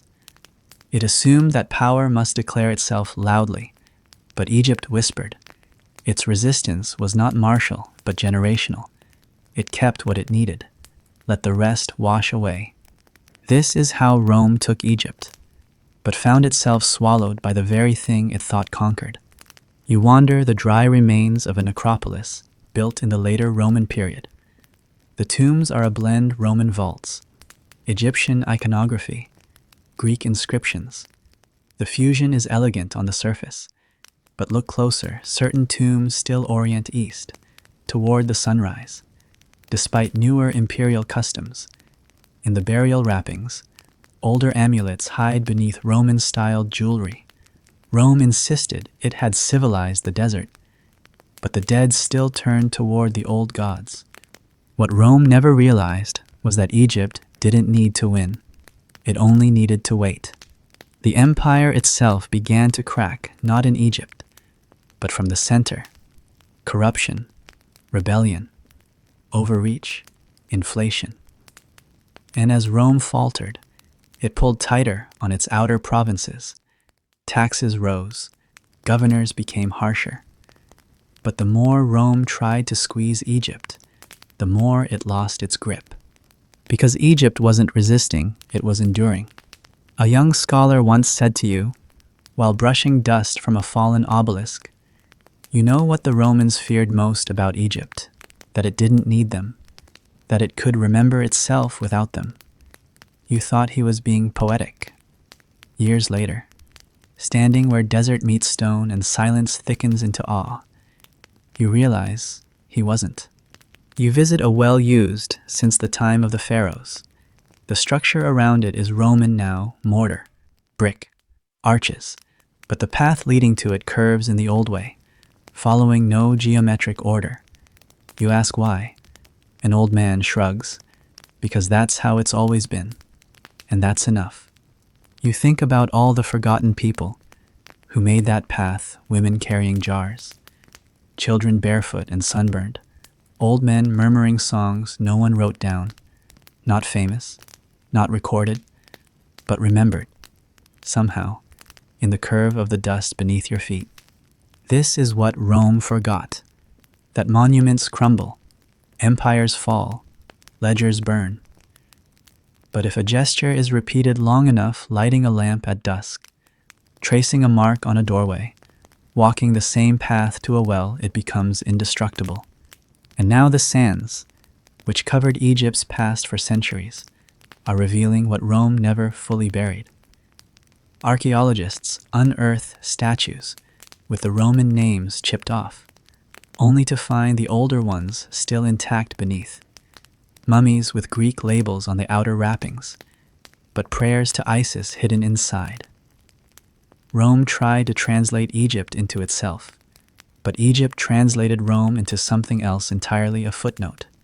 Tonight, the wind moves through the reeds beside the river. It carries dust and pollen, and perhaps a memory too. You stand still, letting it brush past your face. Somewhere in the dark, a heron stirs. The stars begin to shift. Egypt has not vanished. It is not gone. It is simply beneath names, beneath numbers, beneath the pages of every scroll that thought it was final. And you too, carry something of it now. Not a fact, not a number, but a rhythm, a warmth, a sense that even in conquest, some things are too old, too soft, too sacred to be taken. You wake before the sun rises, not because anyone called you, and not because the work requires it just yet, but because something old and wordless urges you to. The air is cold before dawn. It smells like stone and dust, and the faintest trace of last night's cooking fire. In a Romanized village that was once fully Egyptian, silence is the first language of the day, and you are learning to listen. There is a hush over this land that Rome never translated. The empire built aqueducts and temples, imposed law and citizenship, but it could not build into the silence. It paved over roads, but never learned the rhythm of bare feet. In this brief hour between sleep and duty, between one empire's fading weight and the memory of another, you feel the space where identity lives without needing to declare itself. A woman you've watched all week is already up. She doesn't greet the morning with prayer, exactly, but with a kind of quiet awareness. She lifts a cloth from the mouth of a jar. She listens to how the water settles. She glances toward the east, not in expectation, but in habit. The Romans taught people to track hours by shadow and schedule, but the Nile's people still wake with the birds and the warmth on their skin. They do not need clocks to know when the world begins. This is what makes Rome took Egypt such a story of strange conquest. It was never a moment, never a single battle or declaration. It was a breath drawn in and never fully released. The moment Rome thought it owned Egypt was the moment it misunderstood it entirely. For in the hours before Rome, and in the hours after, the village breathes the same way. The records will say that Egypt became a province, that Augustus reigned, that governors rotated, but the records say little of how the people adjusted quietly, without fanfare. Wheat was still planted, children were still born, offerings were still left not just at Roman shrines, but under the old sycamore tree outside town. It isn't rebellion, it isn't resistance, it's something softer, a refusal to be fully rewritten. You pass a school where boys recite Latin phrases. The teacher is Romanized, sharp in speech, rigid in discipline. The scrolls they read from are copied by Egyptian hands. One boy stumbles over a word. The teacher corrects him sharply. Later, after the class is dismissed, that same boy whispers an old Egyptian proverb under his breath as he kicks a stone along the road. Something his grandmother told him. He remembers both languages, but only one makes his chest ache. Rome standardized education, but it could not standardize memory. In the southern districts, a shrine still stands, half abandoned. Its roof is cracked, and ivy crawls up its sides, but the core remains. An older woman keeps it clean. Not because she is paid to, no one pays for this now, but because it belonged to her mother's mother. She dusts the altar with a torn cloth. She lights a small bit of incense, not in devotion, exactly, but in continuity. The gods here are not loud anymore. They are not crowned in ceremony, but they are not gone. She tells you a story of a Roman soldier who once tried to stop the women from tending the shrine. She was young then. The soldier shouted, tore down some of the charms, kicked over the offerings. He left. He was later posted elsewhere. Then, they say, his horse went mad, threw him, broke his leg. Was it the gods? She won't say, but she smiles as she wipes the altar stone, and her silence says everything. Empires believe in presence. Egypt believes in pattern. Rome tried to place a crown on a land that had already crowned itself with time. You ride past a field where two boys are shaping clay figures. One of them fashions a lion-headed man, the other a spear-wielding centurion. They laugh. They trade the figures. No one tells them which belongs to which empire. To them, the lion god and the Roman soldier can both guard the same hill of dirt. They are not confused. They are children of both. Their bodies belong to Roman rule, but their imaginations still answer to the Nile. You eat dinner in a house, with Roman-style columns but Egyptian warmth. The family eats from earthen bowls, drinks water flavored with mint. The conversation touches on taxes, on harvests, on a wedding planned for the coming month. In the corner, a Roman coin sits beside a scarab carved from blue stone, one for commerce, the other for protection. Neither has been thrown away. The head of the household tells you something as he pours wine. He says, Rome wants us to be Roman, but it never asked how we stay Egyptian. He doesn't sound angry, just observant, as though he's cataloging a strange weather pattern. He gestures toward his daughter, who just came of age. She reads both tongues. She can explain Roman law, but she still sings the planting songs. She knows when to speak and when to leave silence untouched. That is not something Rome taught her. This, too, is a form of survival. Not the survival of the body, but of meaning. The people who live between two empires are the ones who carry the pieces. Both try to forget. You walk down to the water's edge at dusk. The river glows bronze. Frogs sing in the reeds. Somewhere behind you, someone plays a flute. Not for performance, just for breath. The music doesn't rise in pride or crescendo, it curls around the air like smoke. Present, then gone. It reminds you of how this land moves, never straight, never sudden, but always returning. You think of Alexandria grand, glittering, full of scholars and soldiers alike. There, the Roman hand is stronger, the marble whiter, the noise thicker. But even in Alexandria, the alleys still follow older lines. The kitchens still smell of garlic and cumin. The sea still churns with memory.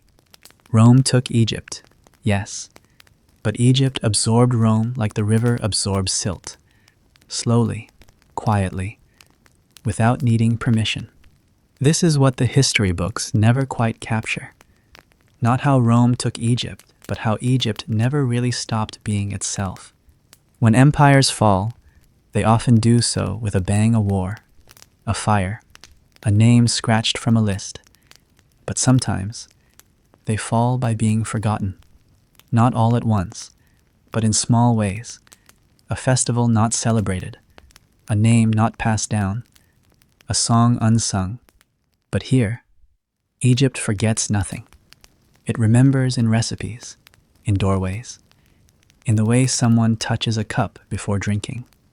It remembers in grief and in celebration, in the color of funeral linen, in the shape of harvest baskets.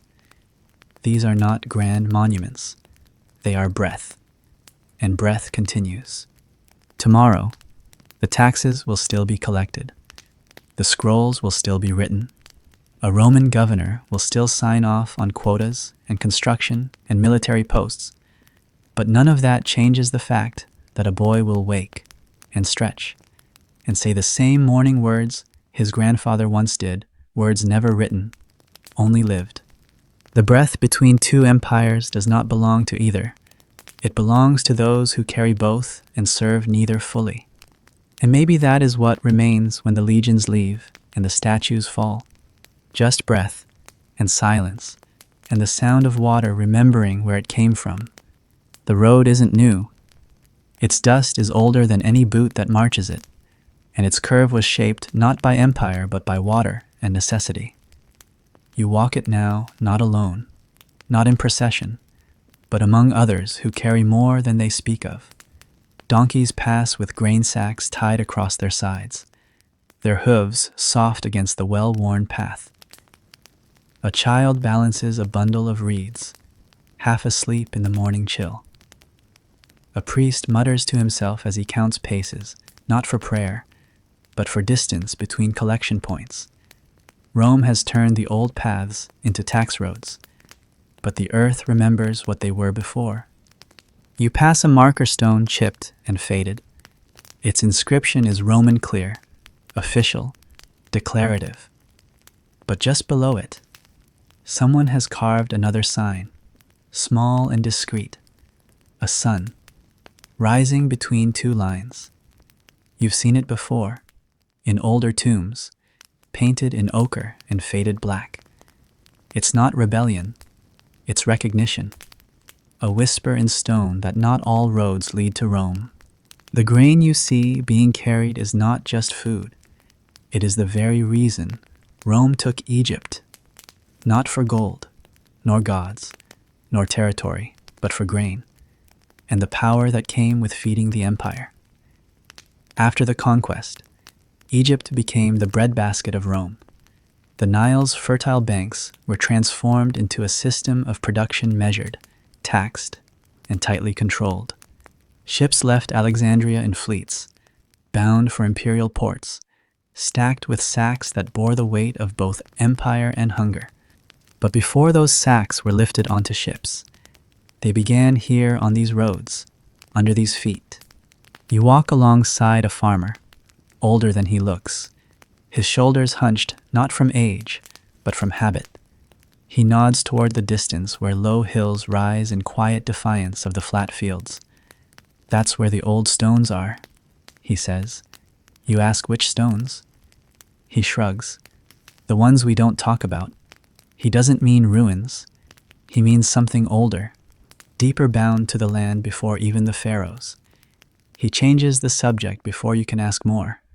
These people have learned how to live with conquest, not by bowing to it, but by folding it into their rhythm. The roads may bear Roman names, but the songs sung along them are still Egyptian. You hear one now soft, almost absent-minded, a rhythm repeated more for muscle than for ears. It keeps pace, it binds effort, it passes time. This is how the grain moves not by command, but by memory. At a bend in the road, a shrine appears. It's modest, a half circle of stones with offerings left inside bits of dried bread.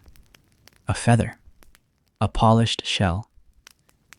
It has no guardian, no official status, but everyone who passes it dips their head, even if just slightly. Rome doesn't see it. Rome would call it superstition, disorder, irrelevance. But it remains, because grain doesn't grow by decree. It grows by faith and water, and faith has many forms. You arrive at a checkpoint. 2 Roman officials stand beneath a striped canopy, tallying grain sacks with wax tablets. Their armor gleams, but their eyes are dull. This is a posting no one wants too far from power, too close to dust. They barely glance at the people passing. They count the sacks, not the souls. The Egyptians, in turn, treat them like shadows present, but unreal. One woman passes without looking up, her jaw set, her eyes fixed on the horizon. You follow her gaze. It's not the fortress she looks at. It's the tree just beyond it, blooming despite the season. This is what Rome misunderstood. They thought control came from visibility from monuments, tablets, records, and guards. But Egypt's loyalty was never in what it showed. It was in what it preserved invisibly. The grain taxes were high, too high. The empire's hunger grew with its pride, and Egypt, so productive, so rich in soil, was pressed harder with each decade. Governors came and went, each one promising fairness, each one carving a little deeper. Some villages disappeared entirely, swallowed by quotas they couldn't meet. And yet, Egypt did not rebel, not en masse. It bent, shifted, absorbed. It found smaller ways to endure. You sit with a group of workers at the end of a day's march. The air is thick with sweat and smoke. Someone passes a clay jug. It tastes of dates and time. A young man tells a story about a harvest that bloomed after a locust swarm, how his mother said the gods were testing them, not punishing them. He laughs as he says it, but his eyes linger on the fire too long. Later, an elder joins. He says little, but when he does speak, it is of rivers, how they shift, how they teach you to wait. Rome will flood too, he says, almost idly. No one sees it yet, but the cracks begin at the center. No one answers him, but no one disagrees. You fall asleep beneath a sky larger than law. The stars do not follow Rome's rules. They track different gods. The next morning, you wake to the sound of wheels, ox carts moving toward the ports. The grain will be loaded soon, weighed, sealed, taxed. It will leave this place, travel over sea, become bread on someone else's table. The empire will call it theirs. But you know better. Each grain bears the mark of this land, not just in origin, but in manner. The hands that harvested it were calloused by more than labor. They carried memory, ritual, the unspoken rules of planting and patience. When the ships leave Alexandria, they are watched not by soldiers, but by mothers and old men and children who understand what is being lost, not in quantity, but in presence, a part of the Nile's breath, sent away.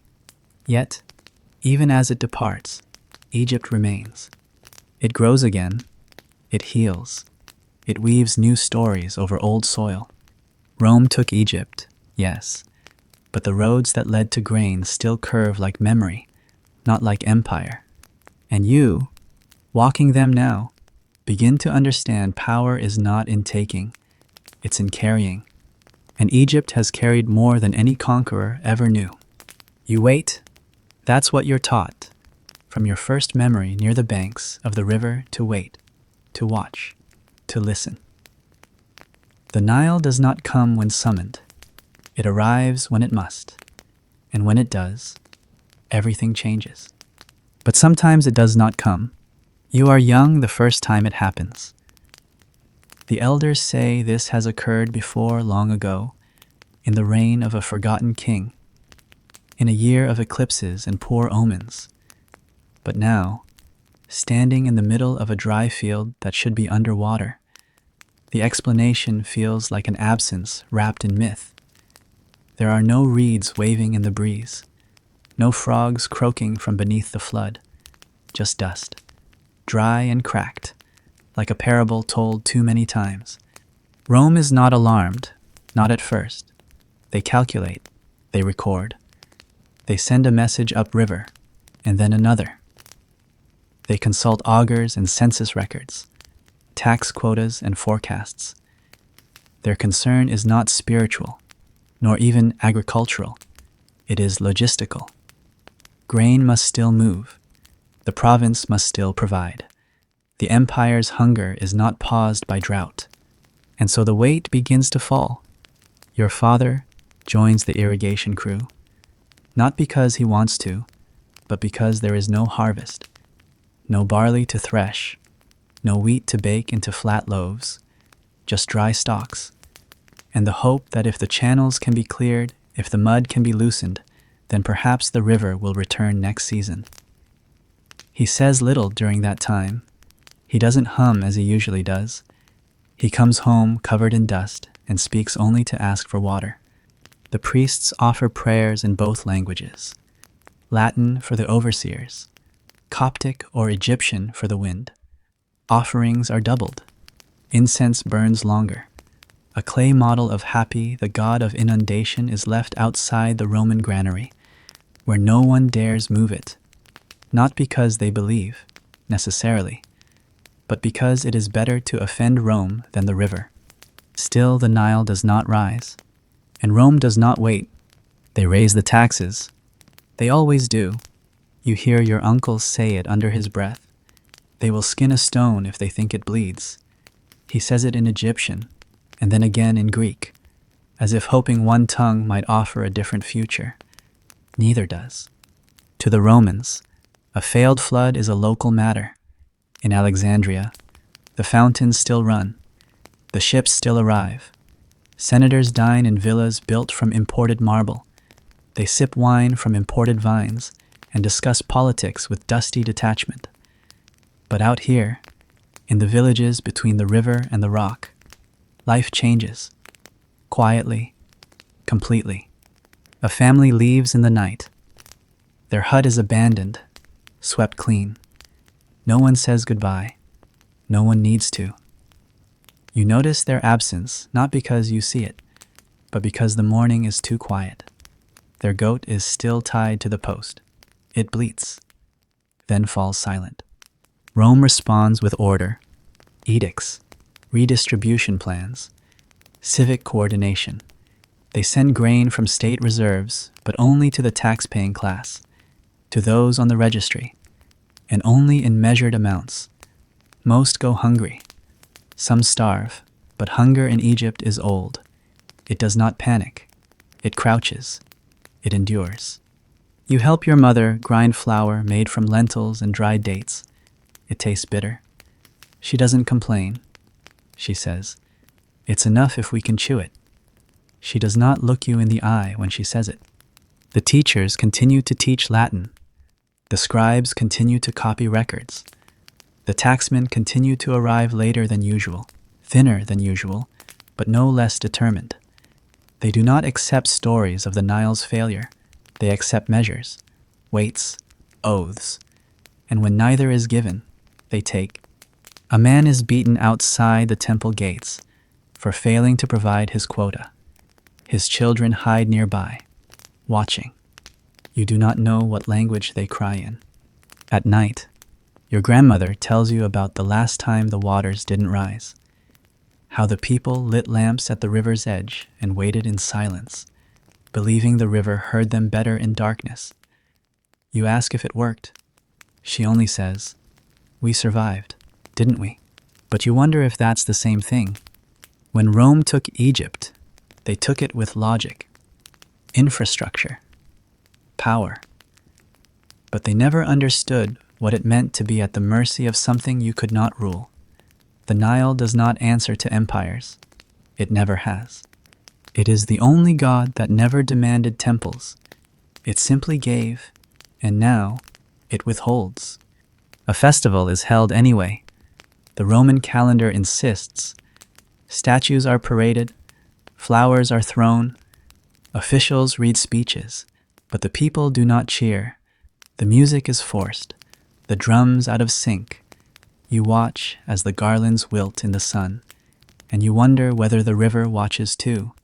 Later, someone dares to say what others won't. The river is angry, not at the people, but at Rome, at what it has become. The speaker is old, a woman with skin like bark and a voice like stone. She says the river misses the voices that once sang to it, the children who once bathed in it, the prayers that once echoed without fear. Rome replaced those things with trade, with policy, with quotas. And the river remembers. You listen. You don't speak, but something inside you agrees. When the rains finally do come, they arrive not as a blessing, but as a warning. Too much, too fast. The channels overflow. The dry earth cracks under sudden weight. The fields are ruined again, this time not by drought, but by drowning. The Romans call it mismanagement. The Egyptians call it consequence. You call it silence breaking. In the aftermath, the statues are cleaned, the roads are patched, life resumes, but something has changed. Not visibly, not violently, but you feel it in the way people speak more softly, in the way offerings have returned to places Rome had forbidden, in how a name long abandoned is whispered once more before bedtime. The river teaches in silence, in absence, and now everyone is listening. The next year, the flood comes, not great, not small, just enough. Life begins again. But no one forgets the year it didn't, and no one believes Rome understands what it meant. The grain still moves, the taxes still come, the statues still stand. But beneath it all, the river has reminded its people of something older than empire. That land answers to water, not law. That waiting is not weakness. That survival is not submission. And that some gods, though silent, still speak through the absence of their gifts. The Nile returns, but something in you has shifted. You no longer see it as background. You see it now as judge. You never meant to stay this long. Not in this house. Not in this room. It wasn't meant for you. It was meant for a woman who arrived in silence and was kept that way, her presence announced only by the shifting of servants' eyes and the stiffness in a governor's posture. You were brought in to clean, to carry things, to look away. But the first time you entered, she was already gone. The air was still warm from her breath. It is said that when Egypt became Rome, queens became relics, decorations behind veils, folded into politics like precious cloth into cedar boxes. But some of them remained powerful. Some whispered, even after death. This woman whose name they do not say aloud anymore, she remains in the shape left behind. The mattress is made of stuffed linen, thick and coarse beneath the finer cover. It dips ever so slightly in the middle, where the weight of her body once pressed. You do not touch it. You sweep around it. You dust beside it. But you never press your hand down, because it is still warm, somehow. Because it remembers, no one sleeps here now, not truly. The room is too quiet, too careful. The oil lamp still hangs by the doorway, its base blackened from use. A tray of dried pomegranate seeds sits untouched on a corner table. There's a cracked comb near the window, the kind with fine teeth used for ceremonial braiding. Someone once braided her hair here. Someone once whispered news from the port. or gossip from the governor's court. And she once listened. Or maybe she didn't.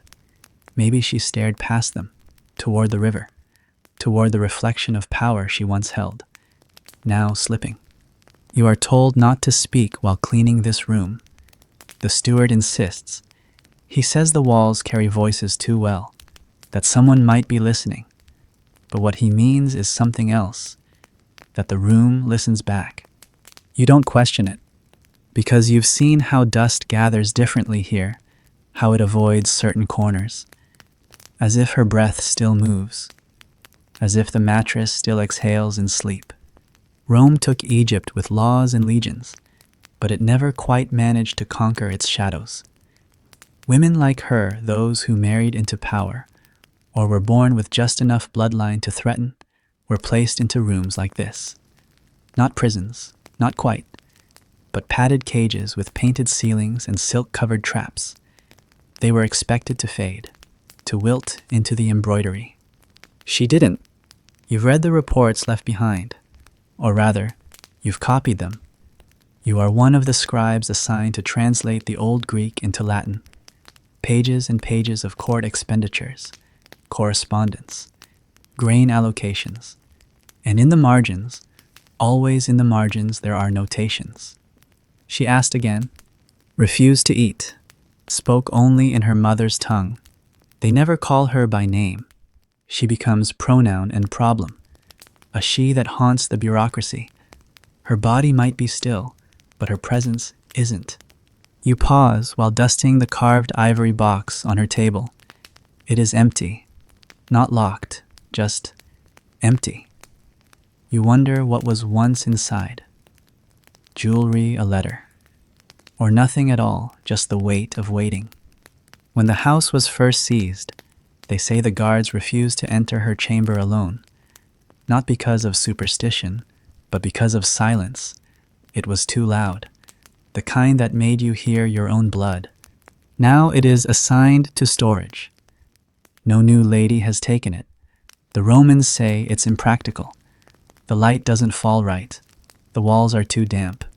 But really, it's because the mattress still holds her shape, and no one dares sleep in a ghost's indentation. They say she died quietly, but no one tells the same story twice. One version claims she stopped eating. Another, that she took a slow poison given by a faithful handmaid. A third insists she simply stopped breathing, one afternoon while staring at a beam of sunlight that reminded her of the temple's ceiling from childhood. You don't know which to believe. Maybe all are true, maybe none. But the mattress remembers, and so do the walls. A visiting official once brought his wife to stay. She lasted 2 nights, said she dreamt of drowning, of waking with sand in her mouth. She left before dawn on the 3rd day, swearing never to return. You've since stopped being surprised when flowers wither faster in this room, or when ink dries too quickly. The room does not like change. It holds itself in place.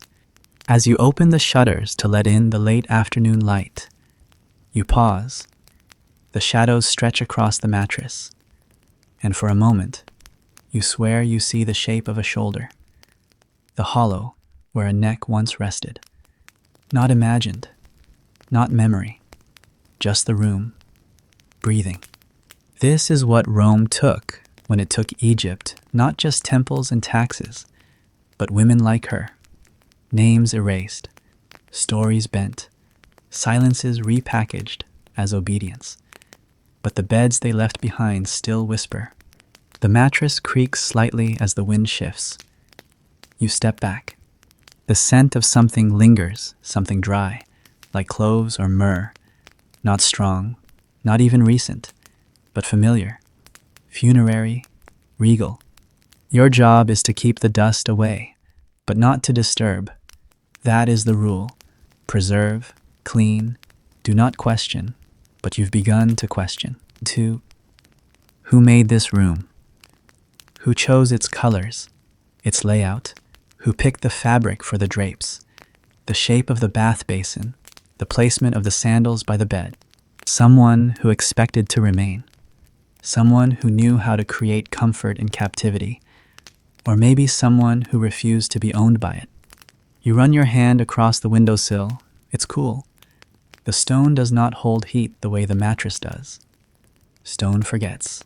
Fabric remembers. She was not Cleopatra. That name is too large, too mythic. This woman was quieter, a niece, perhaps, a consort, a bargaining chip turned problem. She was meant to marry loyalty into Egypt. Instead, she curled into this room and waited. The Romans hate waiting, but Egypt knows how to wait.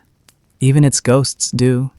When you finally leave the room, you do not close the door completely. You never do. No one does. It stays half open, as if expecting someone's return. Maybe hers. Maybe yours. The door is still there. It hasn't moved in years. The hinges have dulled. The brass handle no longer shines, and a thin line of dust traces its frame like the outline of something once living. You pass it every day. All of you do. Servants, scribes, guards, even the governor once paused before it, forgetting why he'd come. Then he turned away, as you all do. It's not locked, at least. No one has said so.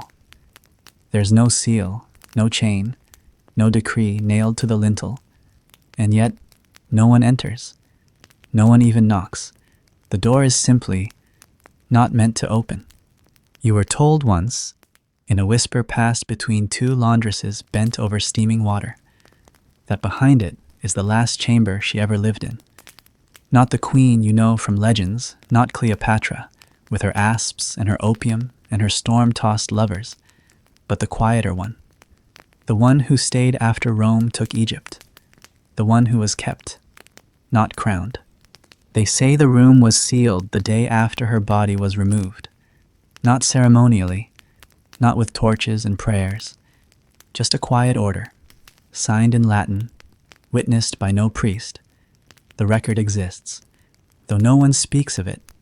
You've seen it once, in the back of an archive scroll barely more than a line. Inventory concluded. Chamber deemed unnecessary. And that was that. No one dared ask why it mattered, why it had to be sealed, why the air behind it felt wrong, or why the light in the corridor always dimmed when passing by.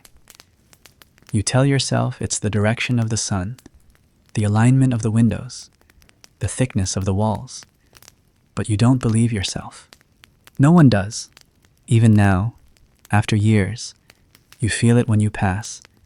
Not a sound, exactly.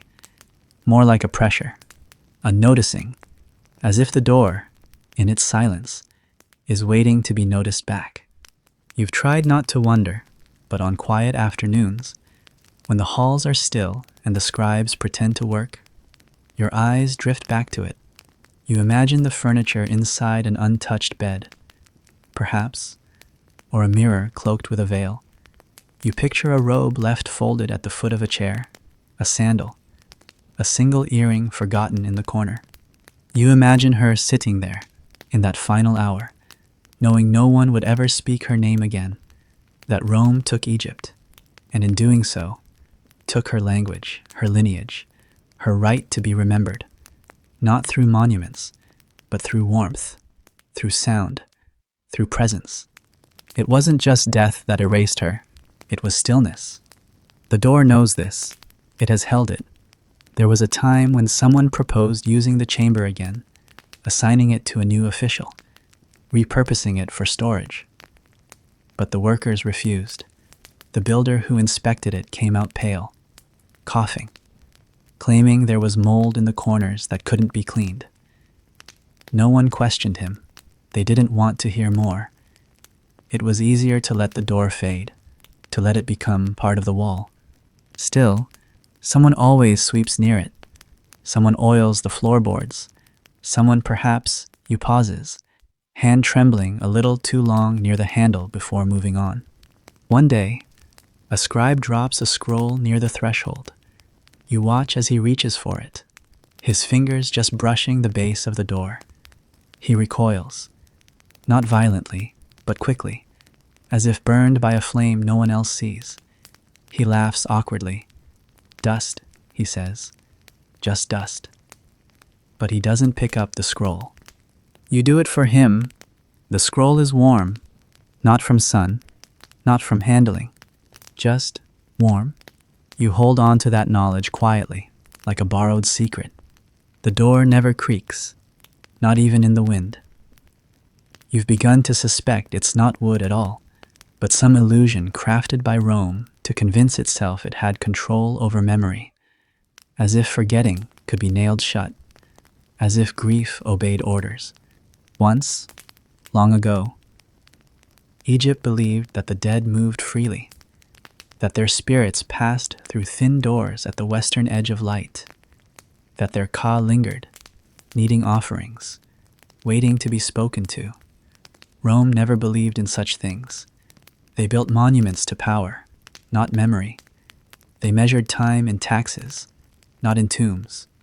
But this door is not Roman. You can feel it. It may be surrounded by Roman stone, Roman protocol, Roman silence, but it breathes like the Nile. Slow, constant, ancient. You dream of it sometimes? The door opens, but there's no room behind it, only wind. A tunnel of air and soft whispering voices. Not words, just the rise and fall of something nearly human. You stand at the threshold, afraid to step in, not because of what you'll see, but because of what might see you. And when you wake, the sound stays in your ears, like a melody forgotten before it could be written down. You've begun to notice others pausing at the door more often. No one says anything, but they glance. Some nod, very slightly, as if acknowledging something old. Others avert their gaze entirely. A new Roman governor once scoffed, placed his hand flat against the wood, and smiled. "Superstition," he said. "It's just a door." He left the next day, claimed the light was bad in his study, refused to sleep in the villa. You found his ring near the baseboard later. It had been polished clean, yet smelled faintly of burnt paper. They say Rome never feared the gods of others, but Rome never truly ruled Egypt. It simply placed a hand over its mouth and told it not to sing. The land obeyed, the people adjusted, the language shifted. But behind that door, the last note is still echoing. You wonder sometimes if you opened it, what would happen? Would the room be empty, dustless, preserved like a glass tomb? Would it be overgrown? Vines curling through cracked shutters, the scent of old jasmine thick in the air? Or would it be something else entirely? A version of the world that never bent to conquest? Perhaps she still waits inside, not alive, but not absent, just waiting, in the way water waits inside a buried spring, patient, deep, ready to remember. You think of the other rooms, the ones Rome fills with statues, maps, scrolls, rooms that sparkle with control. This door is not like those. It does not want to be opened for politics or cataloging. If it opens, it must be for remembrance, for apology. And you don't think Rome has the language for that. So it stays closed. You keep passing it, keep pausing. The brass grows duller with time. The wood, if it is wood, fades, but the shape never changes. The dust does not cling. The air still shifts, and in your bones, you begin to understand Egypt did not lose its past. It simply placed it behind a door no empire would dare open. You think of her, whoever she was, the unnamed, the unburied in speech, the one whose chamber no one claims, and you whisper a name not hers, not exactly, but a name meant to fill the silence, a name shaped like water, like home. Just in case she hears, there is a lie buried beneath the marble. Not a lie of facts. They wrote her death correctly enough. The date, the title, the place. They recorded the shift in power, the list of confiscated properties, the abrupt silence in correspondence. But the lie was in tone, in how they described her departure, the way they smoothed her down with words like quiet passing, natural end, or politically necessary. The truth is that she died burning, not with flames, not with drama, but with something far more dangerous to empire memory. She remembered everything.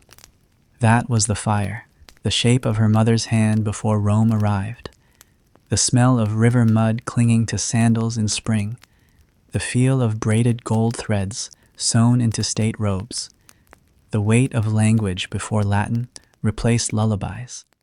Even when her body grew thin and her voice hoarse, she kept remembering. She did not forget what Rome took from Egypt. And so, they could not bear her living, not because she was powerful, but because she still carried a world in her silence. You know this because you've seen her burial site. It isn't open to the public. There is no sign, no inscription carved in pride. You found it by accident, or maybe it found you. A task sent by the archivist, a parcel to deliver. You followed an unfamiliar corridor beneath the villa, past rows of closed storerooms and extinguished torches, and there it was, a narrow passage, lined with stone not of Roman cut, but older, Egyptian, perhaps, quietly resisting. You stepped inside. No guards stood watch. No candles burned. The air was still, but not stale. It felt paused, as if holding breath. Her tomb was not elaborate, a slab, a frame of carved lines that echoed lotus and vulture feathers, their patterns barely visible under time's dust.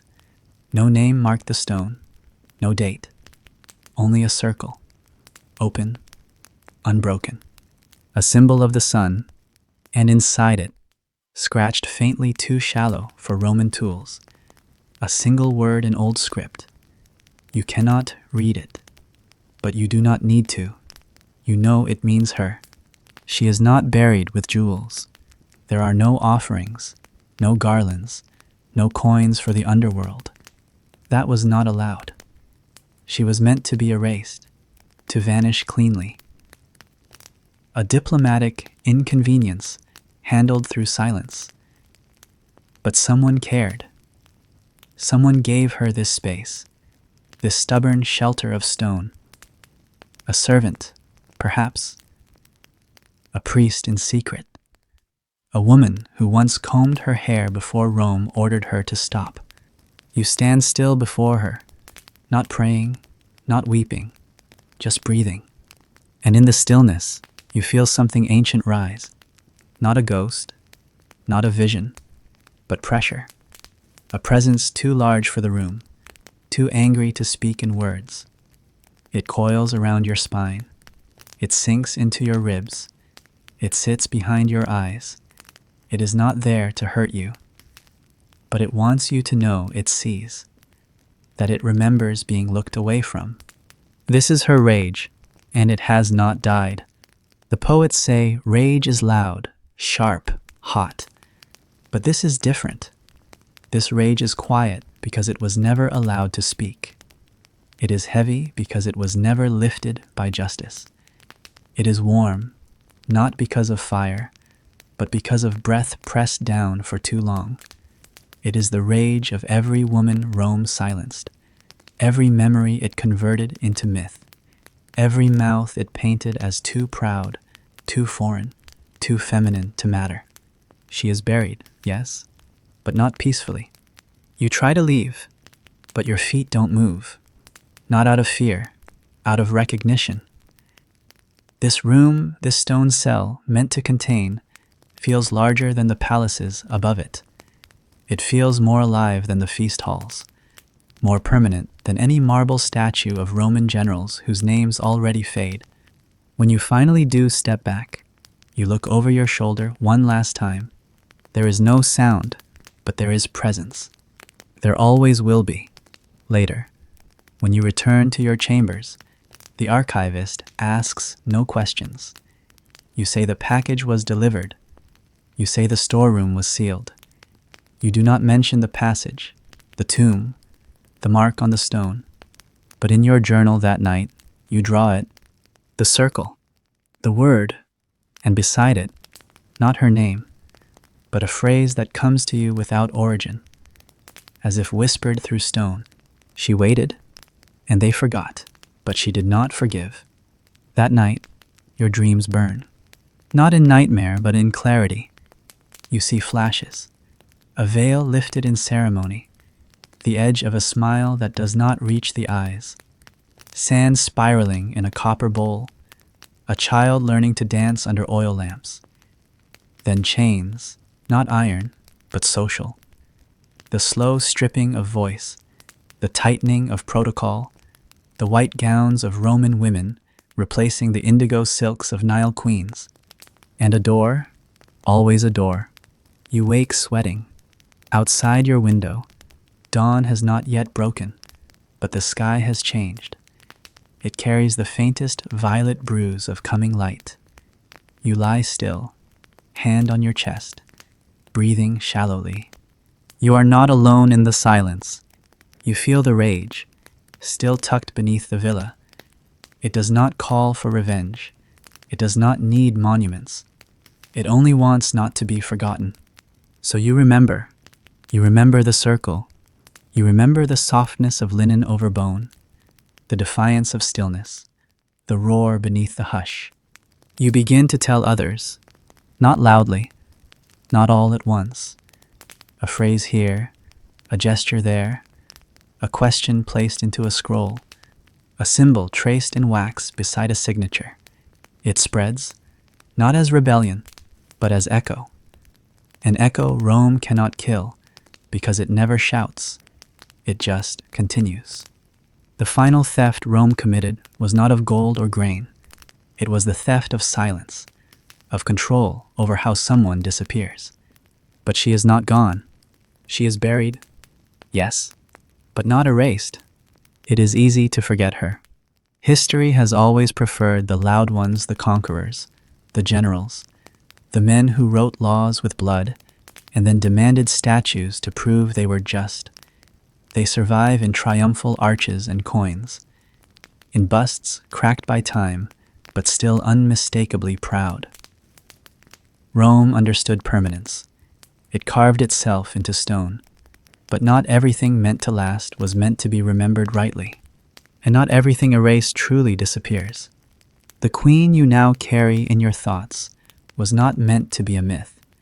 She was not meant to be the subject of marble rumors, wrapped in scandal and symbol. She was a woman, born into ritual and danger, raised beneath the weight of 1,000 years of Egypt's memory, and crushed beneath the shadow of an empire that did not care to learn her name without twisting it. She was not Cleopatra, not the one who burns in stories with lovers and asps and pearls dissolved in wine. She came after. She was the silence left behind when Rome took Egypt and never let go. Her robes were simpler, her halls colder, her words measured more carefully. She ruled nothing, not even the tempo of her own footsteps through the villa corridors. And yet within her, something ancient remained unruled. You've seen it. It lived in the sealed door. It breathed through the tomb with no offerings. It whispered through the scrolls that don't mention her, and yet somehow feel incomplete without her. What Rome never understood is that to erase someone completely, you must erase the air they leave behind, the weight of their gaze, the indentation of their absence. But Egypt had always been made of traces. The desert remembers everything. Footprints, even when swept, are preserved in how the wind moves differently for years afterward. Stones that once framed temples, though scattered, still align beneath stars, and names whispered in kitchens and carried through lullabies do not need to be carved to endure. So she endures, not in the records, not in triumph, but in the strange ache you feel when passing that door, in the way the floorboards creak less there, as if even the building has learned to bow. in the moments when someone pauses in a hallway without knowing why, and suddenly forgets what they were rushing to do. That is where she lives now, in the pause. She is not a ghost, not a warning, not a figure meant to frighten. Her power was never in thunder, it was in persistence. In standing still while everything around her changed uniforms, titles, languages. In breathing in foreign air and not exhaling surrender. They called her unnecessary, redundant, a relic of a defeated line. But history is full of such relics, and they are often the truth that survives when the marble cracks. You begin to speak her name, not the one in Latin, not the one the Romans used, shortened and stiff with vowels their mouths could pronounce easily, but the older one, the one hidden beneath syllables like reeds in the Nile. You do not say it aloud. You cannot. It would feel too sacred for your tongue. But in your mind, it returns like water. The more you think of her, the more she gathers shape. You start to dream again, but this time, she walks. Not through palaces, not through battles, but through narrow alleys of memory. Her hand brushes linen, hanging to dry. She sits beside children as they learn to write, quietly correcting a curve in the script. She listens to the wind and remembers what direction it once carried incense from the river. In your dreams, she is not angry anymore, but she is still unfinished. You realize Rome never really killed her. It simply refused to see her, and that is its failure. Because now, you do. And if you do, if one person can remember her without agenda, without distortion, without myth, then she has already survived more than her conquerors intended. It is not the throne that makes a queen. It is the refusal to vanish when ordered to. She could have died in defiance, but she chose silence. Not because she lacked courage, but because she understood that a silence held long enough becomes an echo, one that outlives the empire that imposed it. The villa still stands.